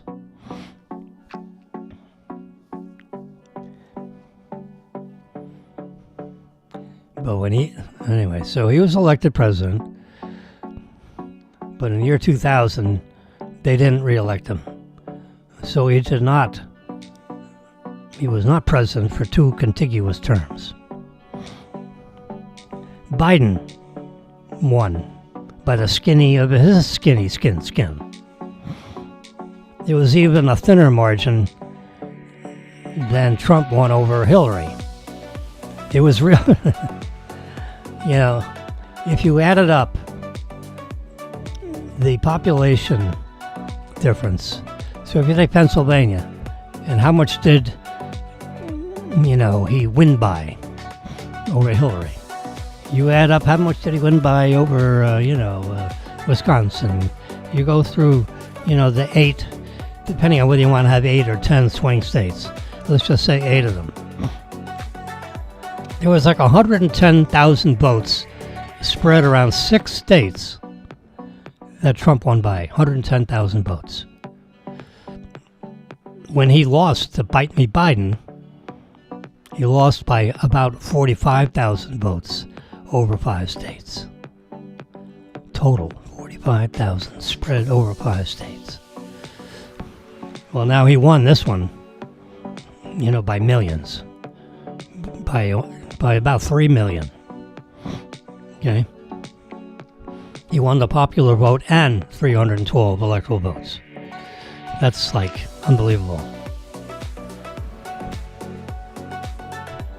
And part of the reason why that happened? I'm showing you the amount of time we've been on the 2 hours and 1 minute, and it's not even 6 a.m. yet. I wonder how many people are live listening to me now. Yeah.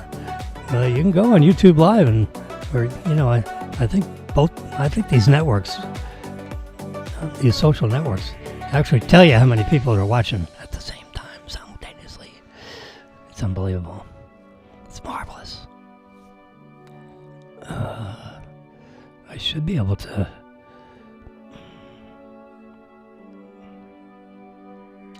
I have no comments.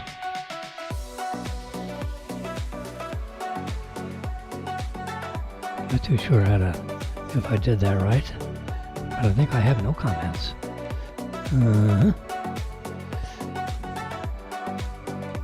other words, no one sent me a comment.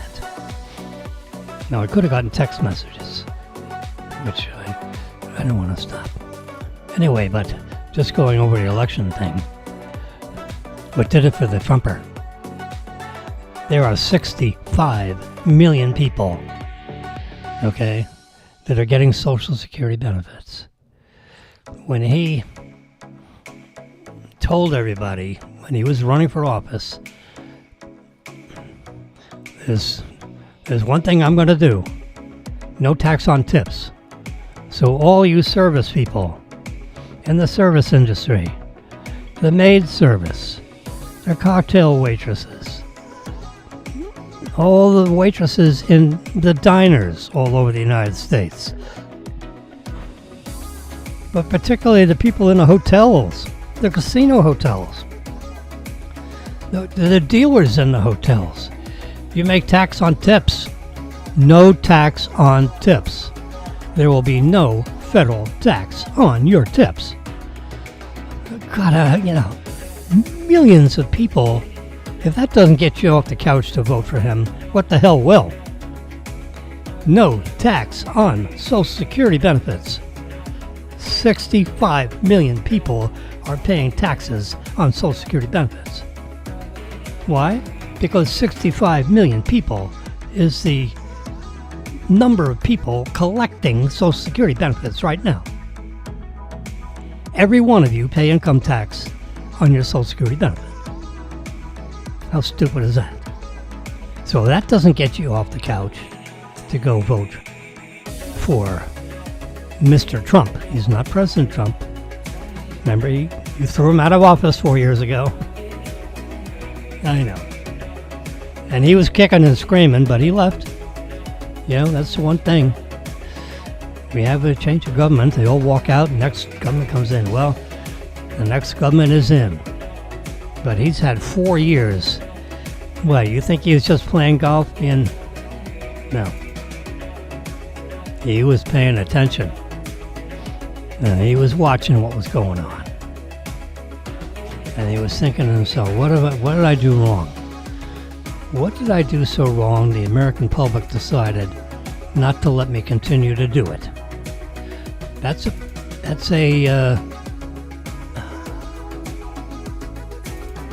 He's a smart enough guy to think about that. And what he thought about, why didn't they re-elect me? God damn it. Pardon the expression. He said it, I didn't. Why didn't they re-elect me? What the heck was so wrong with me that they chose not to re-elect me? And they did. They chose not to re-elect him. Yep. They certainly did. Bend that back a little bit. There we go. My signature microphone. 6 o'clock. 6 o'clock. My computer says it's 6 o'clock. There it is. See that? 6:07. My computer tells me what time it is every 15 minutes of the day, 24/7. And this show, this, what do you call it? Fox News early morning edition or whatever, they're still on. And it's past 6 o'clock. They got a minute to go. Yep, bingo. Yeah. I don't know what the hell's the matter with these people. But they are 40 seconds time shifted.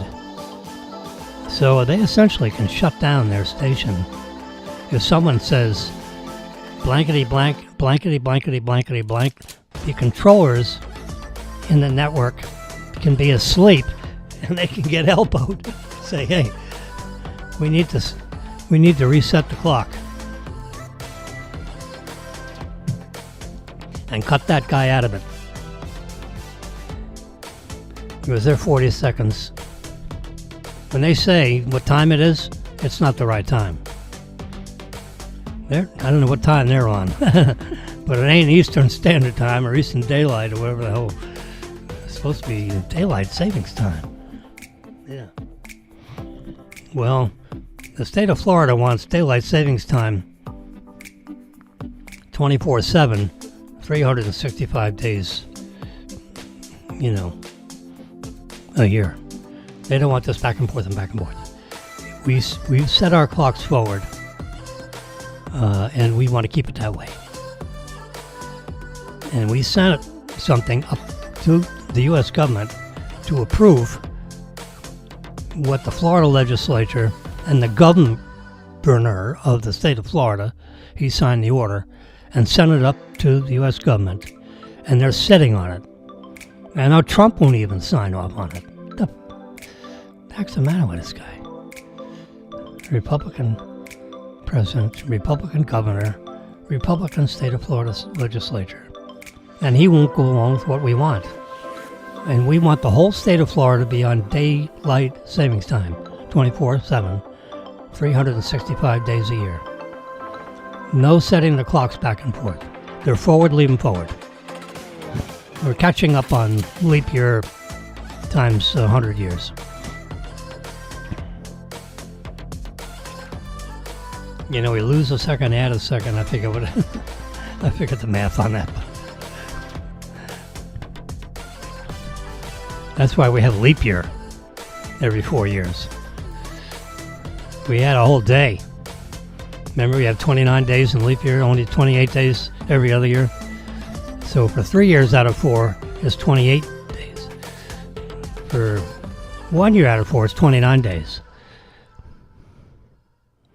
So we have to add an extra day to keep even with the atomic clock. So we're doing the same thing with time shifting. We're adding an hour. Leave it that way.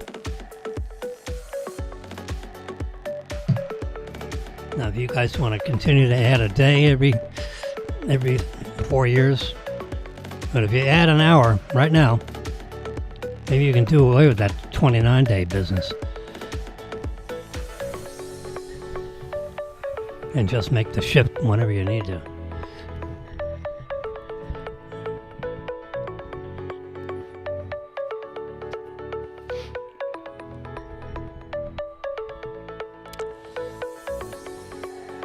Anyway, so I told you about tariffs. I told you, you go back and... No, I'm not a hit. Look, I was trained as a scientist, all right? And I became a banker, vice chairman of a bank for 12 years, by the way. Major shareholder in a state-chartered bank through the bank holding company. I was a Phil Motter and my... I'm going to circle back to why Phil Motter was so spectacular. He hired me. I was working for him. And after a while, after about 5 or 6 months, before we bought the bank, but after about 6 months after he hired me, he said, "Jimmy, I got a lot more than what I thought I was getting." You've become a very important advisor to me. I didn't know you knew so much about all this stuff. I thought I was buying a good lender. You're not only a good lender, you're a good holding company director. You're going to be my vice chairman. I don't think he gave me that right away. He gave it to me after about 6 months. He said, I want you to be vice chairman, and instead of me owning this amount of shares and you owe that many shares, I want you to, since you're running the books of the company, you're going to equalize this. And for $1, you are going to buy whatever number of shares it takes so that you and I have the exact same number of shares. Can you do that? And I said, yes, I can. I mean, that would be, Phil, that would be hundreds of thousands of shares. Like about 180,000 shares, I think it would take. I mean, I haven't calculated it. It's not like I stay awake. I said, Phil, I'm perfectly happy with the share. He said, no, I want it equal. I've decided I want it equal because you're a lot more than what I bargained for. I said, well, I'll tell you what, that remark itself is, you know, remark made, report received. I sincerely appreciate that you're happy that we're together. You said, oh, I'm ecstatic. I want the share count the same. Can you do that? I said, yes, I can, sir. I said, I'll have to figure out how, but I think I know how to do that. I'll do it the same way that I bought the stock in the company to begin with for $1. Matter of fact, here's my $1. Here's another $1 to equalize us. It's $2. Don't tell anybody. So I went to the guy who does our books, Bill Barnett, is the CPA that we hired to do our books and records of the holding company. He was doing quarterly statements for us. He did one quarter. I don't know if he did the second quarter. I said, Bill Barnett, we used to work together. You know, we're buddies. You know, I think we played golf together. He's a better golfer than I am, actually. Real solid. Oh God, I really like hanging around Bill Barnett. I hung around a lot of very, a lot of smart people that were smarter than I am. And, if you play tennis with people that are, Bill was a good tennis player, really good tennis player. If you play tennis with people that are always better than you, you're going to get better.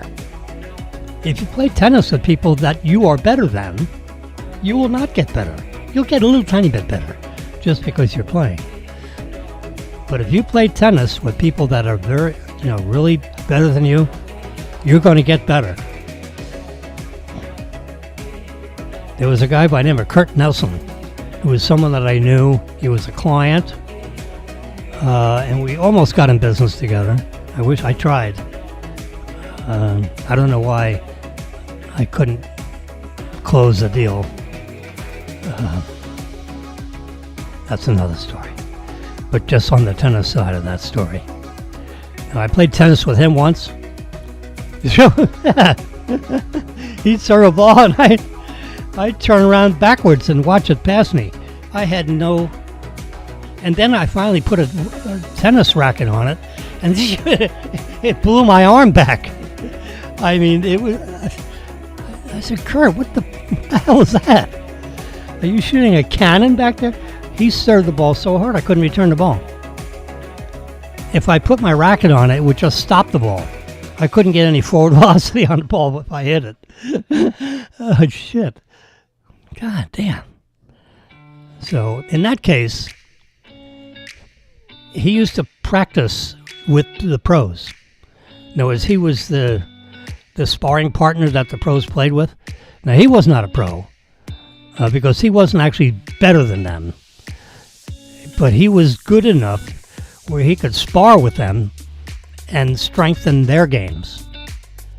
No, not me.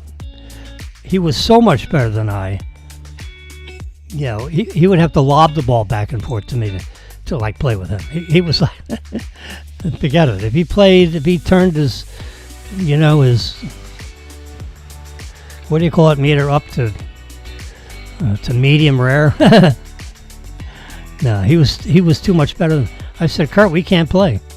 I can't even see your serve. It's like, can you slow that down? And of course he can't. How do you slow down a serve? Now in Coral Springs, there was a guy down the block who lived in a cul-de-sac.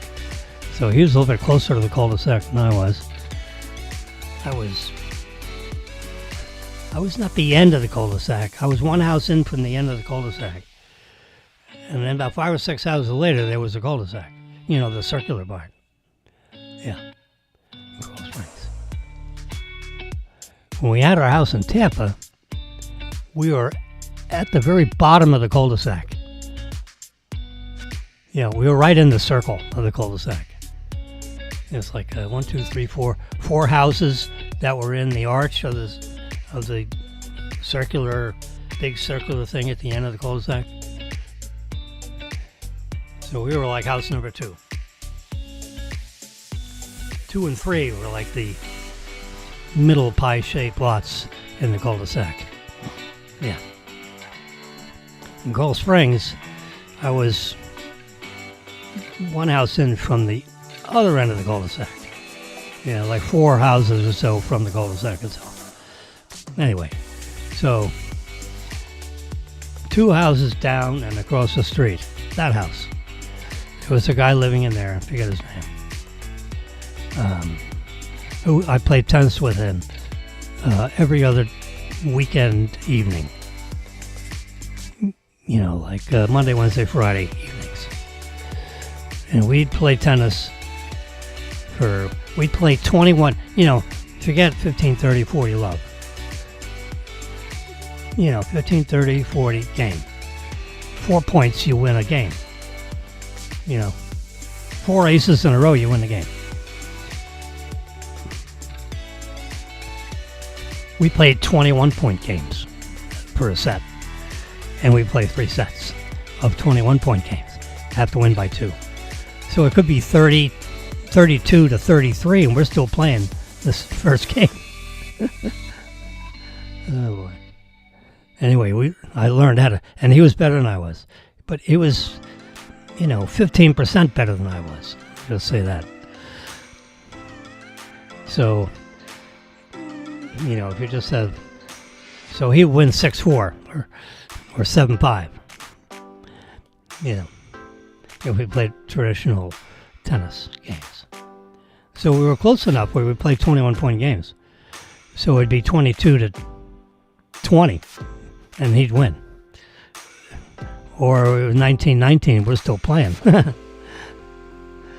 Yeah. So when you're serving, you're serving a lot because you'd have to get through, a 20-point win, right? Like I say, they're 20-point games, not 4-point games. 4-point games, 15, 30, 40 game. So in a typical game, 4 points. Now you got to win by 2, so it could be, it could be 15, 30, 40 love, where you're even. But it could be 15, 30, 40 game, set, match. So I really learned how to serve. And I was a lefty. He was a righty. I was a lefty. So I learned how to do the American twist. So there's the ball. I don't have a ball. What's this? This is a bottle. So I'll show you on the end of this bottle. Because if I just show you the end of the ball, it looks like a ball. So I would hit with my tennis racket. If I hit it right here, on the top of the ball, it have a lot of top spin. So the ball had a lot of top spin, and then when it hit the court, it jumped up high. If you hit the ball smack in the middle of the ball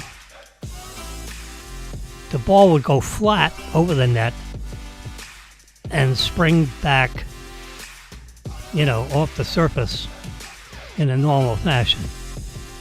But if you hit the top end of the ball, there's top spin on it. So when it hits the surface, it comes up real high. And the tennis player has a hard time putting a racket on it. You'd have to hit it, up high. The ball would be high unless you ran back. And a lot of players, they run way back, because if the ball bounces way up, you got to run way back in order to put it, or get your racket on it right away before it jumps up, if you can possibly do that. All right, so that's what a top spin will do. But if I hit the ball here instead of here, so this gives you top spin. If I hit the ball on this would be a flat serve.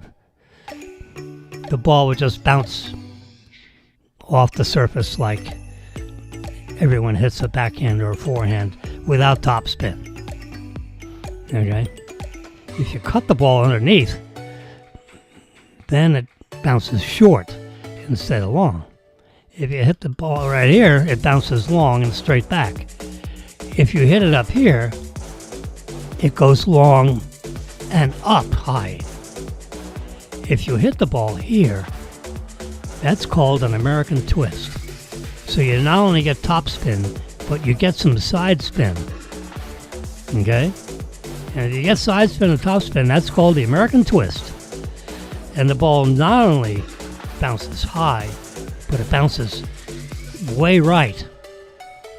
As a lefty, it bounces way right. So the guy, anyway, I played tennis with these, professional sports players. I don't care what kind of professional sport it is. With football, basketball, baseball, anything with a ball. Okay? Golf, tennis, you name it. If you're playing with a professional football player, for example, or a professional soccer player, anyway, I was playing a set of tennis, 3 sets of tennis, 3 sets.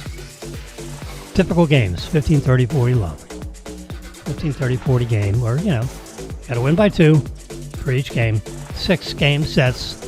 You got to win the set by 2 also. So it could be 7-5, could be 6-4. Whoever gets to 6 first, winning by 2.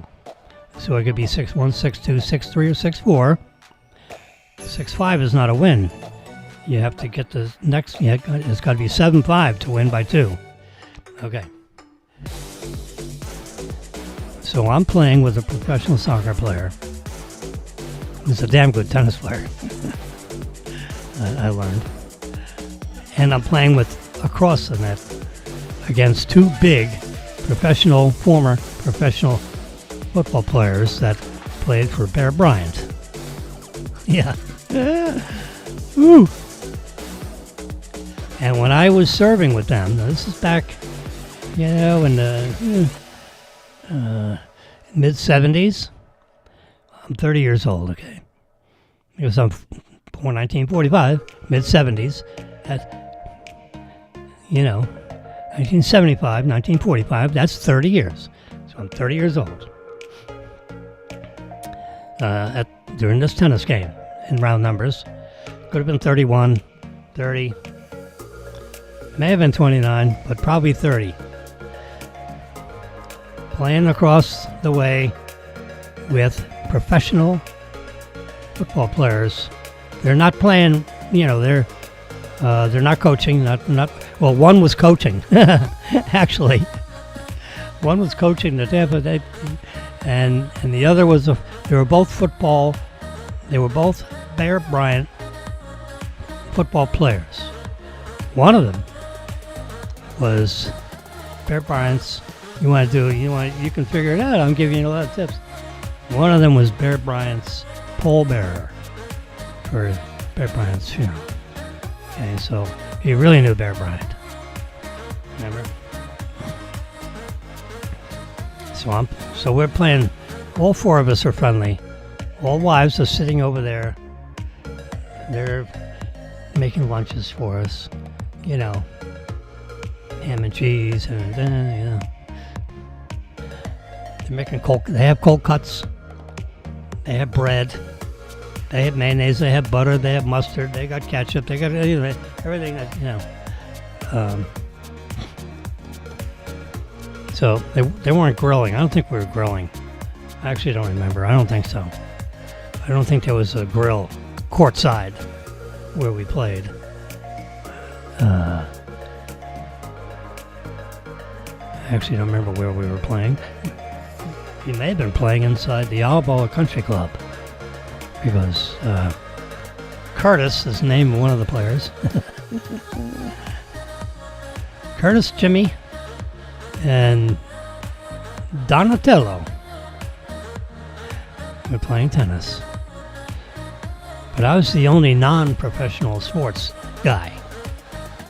But remember, I was playing tennis with the guy across the street from me 3 nights a week. So I learned how to serve big time. And I know how to do that American twist. He taught me, I think, the American twist, this neighbor guy. He says, don't hit it on the top. Come around and hit it on the side top.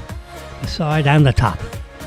So that way the ball hits the surface and bounces high and to their left. And since they're righties, it is on their right side, but they're going to have to run off the court to hit your tennis ball back. Because by the time they figure out it's going high into their, to their left. By the time they figure it out, that ball's already high into their left. So they're going to have to run off the court to lob the ball back to you. Because it can't be a strong shot. They're running with the racket out front. Well, anyway, during that entire 3-set tournament, which was only 2 sets because it was 2-0, best of 3. Well, that's 2 to, it was 2-0. It was 3 sets to 0. They never put a racket on my ball. When I served, it was 15-30-40 game. They never put their racket on my ball when I served it. None. Not once. Not even close. Not hitting it off the end of the racket, which would be a miss. They never, it was a whiff. 15-30, and Caesar Tini was his name. He was the professional soccer player. He owned Caesar Tini's restaurant in Tampa. All right, I've given you some more information now. And he's standing in front of me, right, when I'm serving. So he's in the front of the net on the opposite court. This doubles tennis, right? So he looks under his arm back at me, or looks over his shoulder back at me, and he's saying, "What the hell? Where'd this guy come from? Were you a professional tennis player?" He knew I wasn't a football player because I was only this big, No, I never coached. No professional sports for me. I was a mathlete. I played left tangent. That's why I told him. I was a mathlete. I played left tangent. Yes, sir. And it became right tangent. Right angles. Oh, boy. 15-30. And the other guy, too, who was a coach of the Tampa Bay team back in 1970-something. He was the coach. He was coach He was actually in professional sports when he got on the court with me. They would not play with me again because I'm like this big, and they couldn't touch my ball when I served. So it's 15, 30, 40 game. So when I served, I won every game. I won every point in every game. They never put a racket on my ball, which is like, it's surprised the hell out of me, actually. And Caesar Tini looked back at me and said, what the fuck? What's going on with this guy? Did he get like, so when I was up, I served first. I don't know what it was. I don't know. Maybe Caesar served first. Could be. So we played a normal game, and he won the game. All right. So then I got up to serve, and they never put a ball on the serve. Two professional, people that play professional sports can play all kinds of sports. You play with a basketball player, he'll beat the crap out of you playing billiards. He'll beat the crap out of you playing tennis. If you're just a regular guy, when they match up against each other, it's, they match up against another professional player. But when they play with just a regular civilian, they beat the pants off you. No matter what the ball is in their hand, whether it's a cue ball, a bowling ball, a tennis ball, whatever.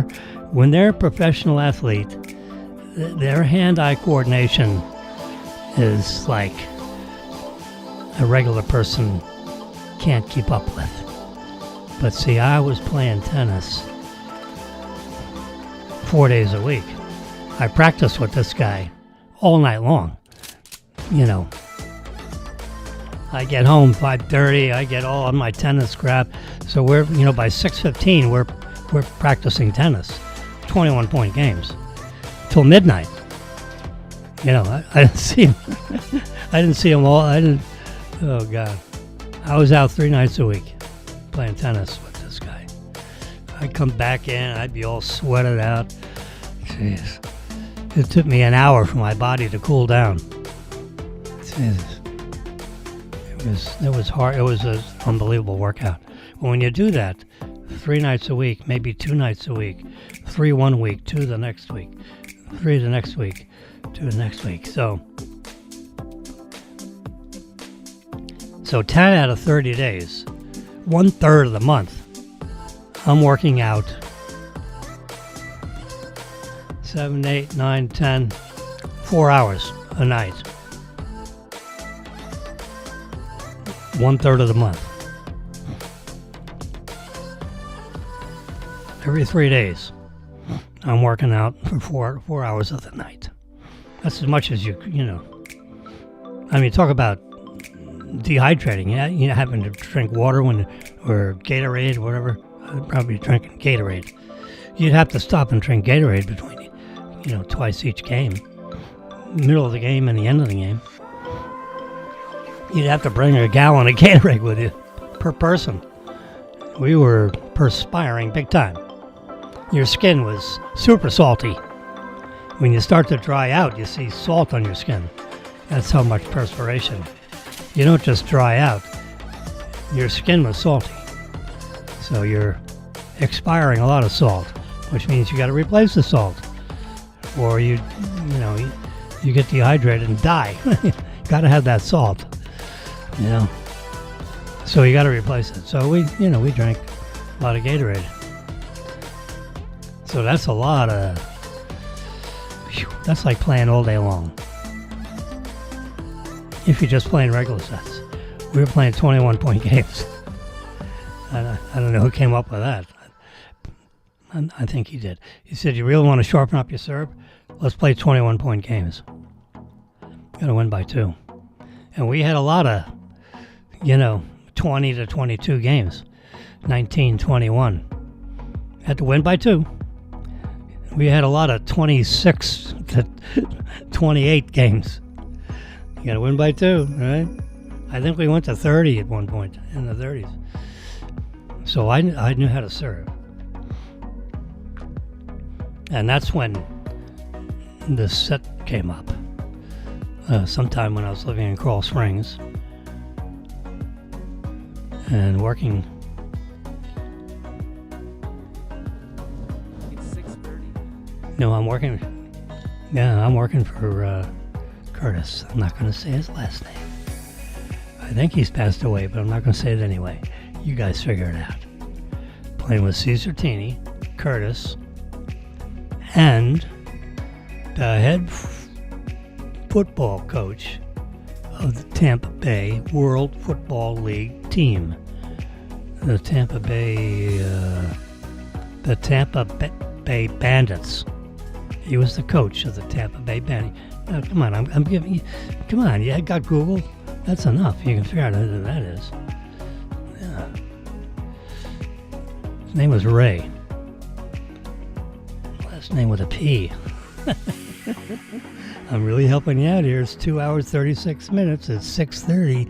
You got to figure this out before 7 a.m. because I'm out of here at 7 a.m. That makes me a 3-hour broadcast. I started 2 minutes before 5 a.m. How about that? It's late 4 something. Yeah, let's see how many early birds there are in this trope. Anyway, we were circling. Let's circle all the way back to. I'm like Trump. Oh, I'm not like Trump, but he goes off on tangents, but he always circles back. Well, see, I'm circling back to Honda and this article because this is only the second or third slide. I never even touched that one. Yeah, Whoopi, remember she passed out in the middle of the broadcast. We'll probably learn today. It must have been yesterday because we haven't learned yet what happened to her. I got to keep this not so expanded because we're on dual view here. There we go. I can expand it that much. So we're going to start doing reciprocal tariffs. See, the other side can't give up their tariffs because the few goods that are coming across the border into Canada, they're collecting tariffs from us. That's the way it is. They're tariffing our goods. So there's a trade imbalance of about $400 billion. Trump says, no more.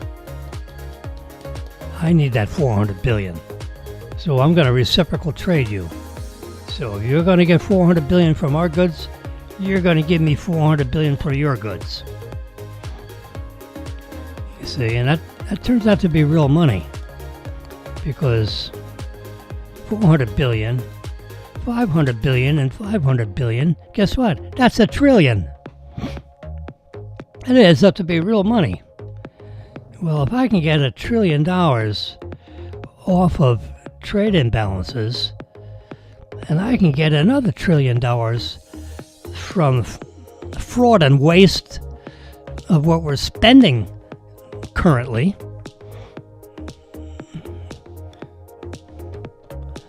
Elon thinks he can get $2 trillion. I'm going to cut that in half. You get me $1 trillion, buddy, and I'll get the other $1 trillion from trade imbalances.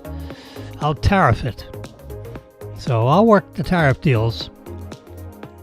You save the fraud and waste part. And he's finding the fraud and waste part big time. There are right now tens of thousands of people that are over 120 collecting Social Security. I think he said it's like 15 million. 15 million people are getting Social Security checks and they're over 120 years old. Now, we actually don't know of anybody over 120 years old domestically. So what happens is these people, in a sense, it's fraud, because when Uncle Louie dies, they're not turning off the Social Security check. They're getting it. And guess what? The government is not stopping it. Now, they started requiring death certificates in the tax year that they die. And then those death certificates circle back through Social Security, which would automatically cut off the check even though you might have gotten 6 or 7 checks, ahead of it. And then the government, if they work with, the IRS, they could back bill you and add that to your tax liability. The checks that you got that you shouldn't have gotten. In other words, if the husband dies, the wife is supposed to file the death certificate with the Social Security Administration, cutting off the benefits. But they're forgetting not to do that, or they don't know to do it, because he did his own tax return. Now she's doing it. So she hands it, a year or two later, she finally gets a CPA to do it. And they forgot to ask the question, oh, by the way, have you turned off your Social Security benefits from your husband? Maybe that question was never asked, or maybe it was a wink and a nod. And the accountant says, just we'll worry about it next year. Let's see what happens. And to see what happens is, the U.S. government never went back to figure out, well, there are, I think Elon said yesterday, that there are 15, that there are 1.5 million, I forget the order of magnitude. Let's say 1.5 million. I think he had the million in his face. 1.5 million people are over the age of 120 collecting Social Security benefits. He went on to 130 and 150-year-old too. Long before we had an income tax. We've had an income tax for 100 years. Almost exactly 100 years, maybe 97 years.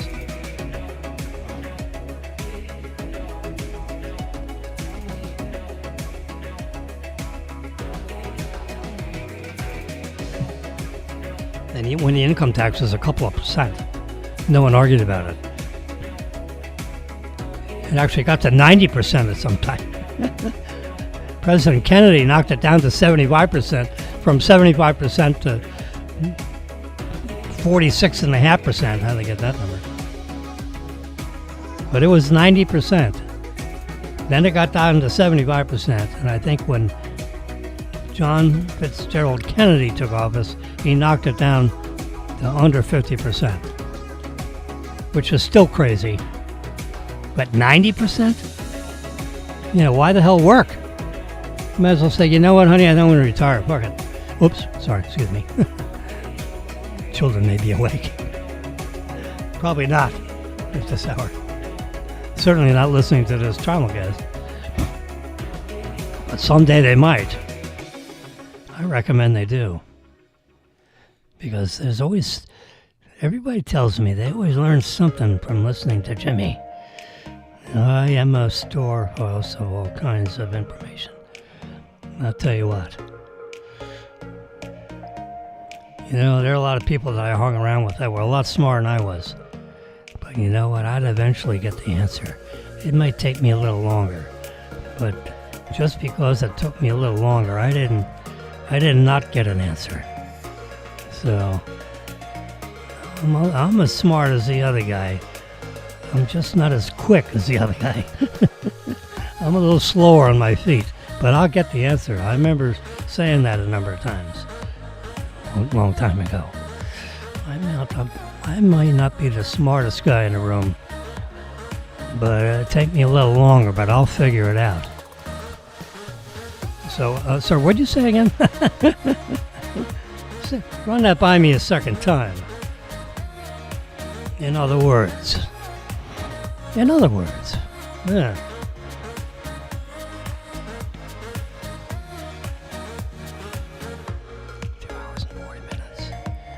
I'm not going past 3 hours, I promise you. I get talking, I like to talk. Can you tell? It's good for you. I'm just... Yeah, what the heck? If we don't talk to each other,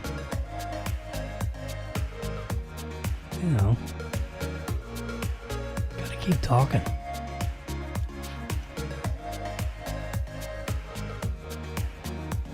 All right, I'm getting off this topic. I'm going to say it one more time. If we decide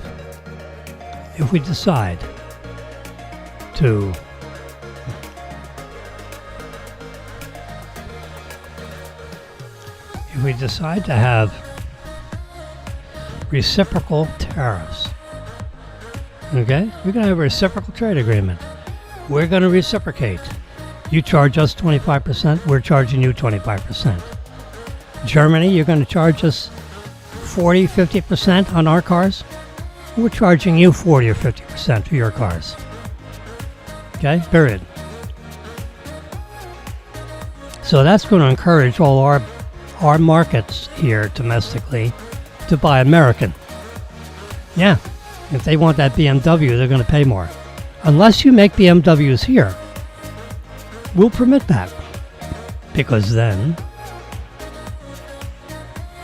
they're American-made German cars, which is fine. If all the parts are made in Germany, no, doesn't count. The parts and the car has to be made in the United States. Over 60% of the car, 50, there was like a percent. I think it's like 70. So if Tesla had their car and a foreign battery, like a Chinese battery and everything else American, no tax, no $7,500 tax credit. Well, the tax credit's going away anyway, I think. I don't know if Trump is going to go along with a $7,500 tax credit to encourage electric cars.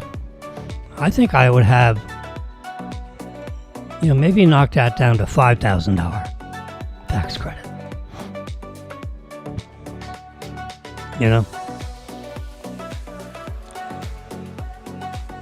Because it makes sense to have, to give since the battery technology is new and the batteries are very expensive, the fuel tank in a gasoline engine car is not very expensive. Now the gasoline engine is, but not the fuel tank. It's just a big piece of stainless steel, with a hole in the top. And a hole in the bottom to feed the engine, and a hole in the top to fill up the tank. See, an electric car has the big battery. Now the motors are relatively small and simpler to make. It's one rotating part as opposed to 6,000 parts in an ICE engine. But since the fuel tank, in this case the battery, it costs $20,000. So give us a $5,000 tax credit against that $20,000 battery. How about that? I think that's how Trump should think about it. Instead of making it zero, if you're not going to have a lot of electric cars, you're not going to get a lot of ICE engine converts. Anybody that's written in a Tesla car is going to buy another one. But that doesn't make a growing industry just because the same people keep buying the same car. Because sooner or later, those car buyers die and they're not buying any cars. So you're going to have a growth industry. You got to get people to decide not to buy gasoline and go electric. So you need to have a little equalizer there because the battery technology is too expensive. So that's why the $7,500 credit made sense, because the batteries are so much more expensive than the fuel tank in an ICE car. The fuel tank in an electric car is like huge. Now you got two electric motors, in an electric car and only one ICE engine. So, we'll just call it even Steven on that. But, or maybe there's a little advantage to the electric car because it's easier to make an electric motor than it is an 8-cylinder, with all the rods and the piston rods and the piston rings and the piston themselves and There's a lot of moving parts in a nice engine. Only one moving part in an electric motor. That's the stator. The rotor and the stator. The stator is stationary. The rotor rotates. So there's only one moving part in an electric motor. That's the rotor. RPMs, the rotor. There can be magnets in that rotor. There can be coils. It can run on DC current. It can run on AC current.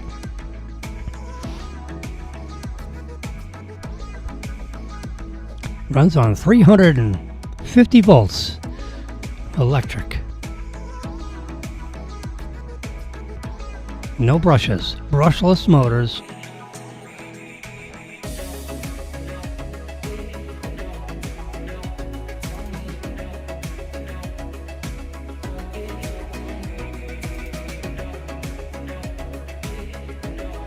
Tell you what, I've been driving electric cars, 2 of them, for 4 years, one than the next.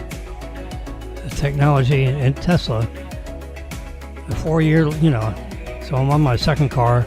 I finished the first year of my second car. I've had the first car for 3 years on a lease. There are no discounts at Tesla. The board members, everybody, Musk himself, and not just for jollies, nobody gets no employee discounts, put it that way. Right up to the director level. You want to buy the car, you buy the car for the same price, you go on the same website everybody else goes to. There's no special deals. Unless there is a special deal. How about that? There are no special deals unless there is a special deal. And the special deal will be offered to everybody, not just employees, every single person. Now, guess what? I got a special deal at Tesla. They offered it to me, and they offered it to everybody else. We're gonna give you. I got a text message, and please call this number. So they had my phone number in their database somehow, and they sent it out to everybody that they had phone numbers of. And if it was a landline, it wouldn't answer.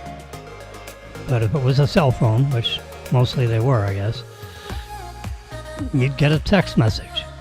And it said, we're going to give you a special deal, and here's the special deal. And they wrote it out in the text message.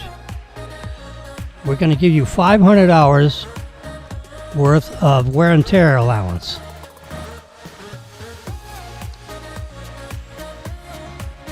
You're normally entitled to no dollars in wear and tear. You get normal wear and tear, but you get an extra 500 hours in addition to normal wear and tear. So if you got a little dent and it costs $490 to repair it, you pay $0. Okay? We don't owe you $10. But if you have a dent in the side of your car and it costs $500 to fix, guess what? You pay $0. The $375 fee for the turn-in of the car under your lease, they have fees. $600 to put the car in the in the lease program, and $400 to take it out of the lease program because you turn the car back. We'll waive that fee.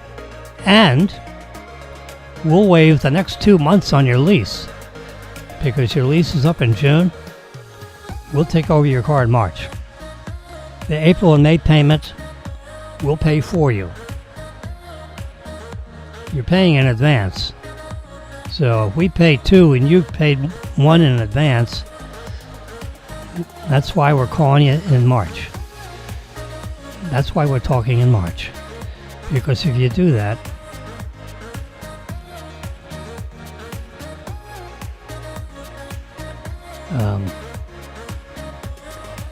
and we're going to discount the car $2,500. So that's like almost like a $5,000 benefit, because we're gonna pay your last 2 lease payments. We're gonna give you $500 in excess wear and tear, which could be a tire that needs to be replaced. Although I didn't need any tires replaced. I had a dent in the side of the door. It cost $525 to fix the door. But I had a $500 excess wear and tear. So it cost me $25. I paid that when I took the new car. Yeah. They have your checking account number, remember? They just whack your... Oh, gosh. Yeah. So no discounts at Tesla. That's what I'm saying. But you might get a discount everyone else gets. So everyone else that had a June lease, they were contacted like I was. That's how they had my phone number. Everybody. That's the first time I thought of that. That was silly. Yeah, they have all my contact information, of course. I had a lease with them. They sent me a text message saying, "We got a deal for you. You want a brand new car? We'll take over your old one right now. Your old Tesla." And they did. They put us in a new Tesla. Just like that. So that's why I'm in March now. Our cycle was June. Because we acquired,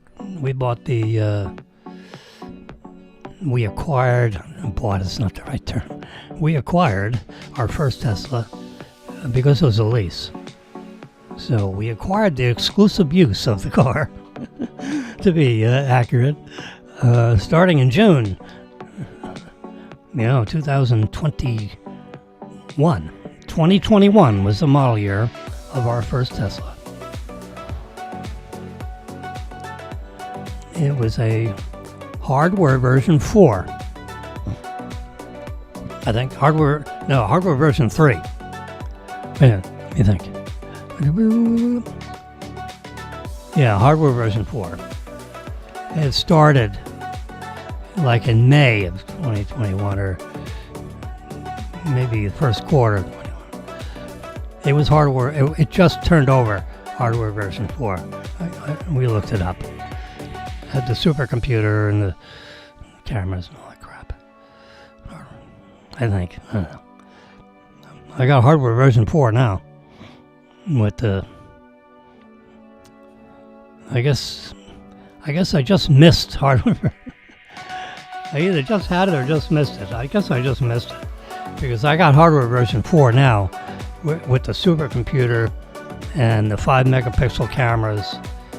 And you could tell because the lenses of the 5 million pixel cameras have a pinkish cast to either to the imager or the lens material. And you can see the pinkish color on the side cameras. Yeah. You got 7 cameras around the car. 3 in the front. 2 in the front. 2 in the front. Although there are spots for 3 cameras, there are only 2 in the front. This might be, 2. There are 2 in the front, 2 on each side, that's 2, 4, 6, and 1 in the back, that's 7. Now I'm going to look on I'm pretty sure the front of my car has 2. They have a wide angle and a slightly telephoto lens in the front. I think hardware version 5 has got 3 in the front.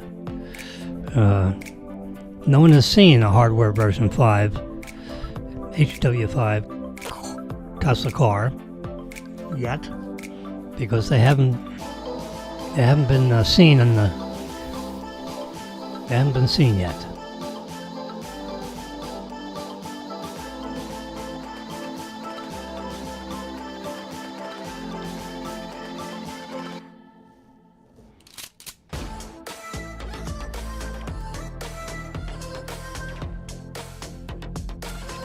Okay. The coach I was talking about is Ray Perkins. Remember I told you we're playing against doubles with two professional football players. One of them actually aspired to, he was a quarterback, I think, and aspired to the head coach of the Tampa Bay Bandits. Yeah, not the Tampa Bay Buccaneers. Tampa Bay Bandits. It was kind of a world football league, I think it's called. I'm not really remember I was a mathlete, I played left tangent. I was not really I didn't follow sports, I didn't bet on sports, you know. Anyway. We are now officially 3 hours and 1 minute broadcasting at 6:55. I'm getting off the air before 7. In fact, I'm shutting down right now. My coffee is lukewarm. I think I'm going to throw it away and get another fresh cup. 3 hours. This thermos keeps it. It's probably 90-degree temperature, but you know what? The coffee gets a little nasty after 3 hours, even though it's not on a burner. It still hydrolyzes and gets a little nasty. So, I wish you have a great day. I'm sure you learned something. For sure you learned a few things about Jimmy. According to rules and regulations.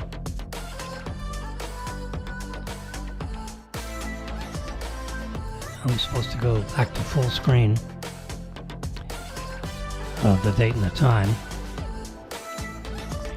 I start the program with that, and I end the program with that. And I open the door to all sorts of applause.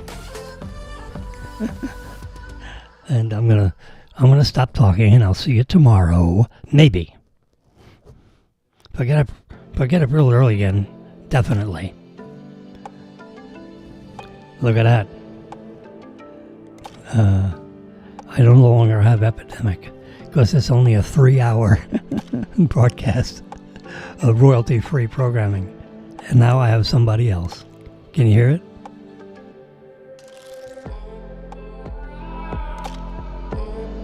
I love it. It's an instrumental. I love it. I like it. Do you like it? I'll leave it on for another 30 seconds and then we're gone. But I'm not talking anymore. I'm done. Have a great day.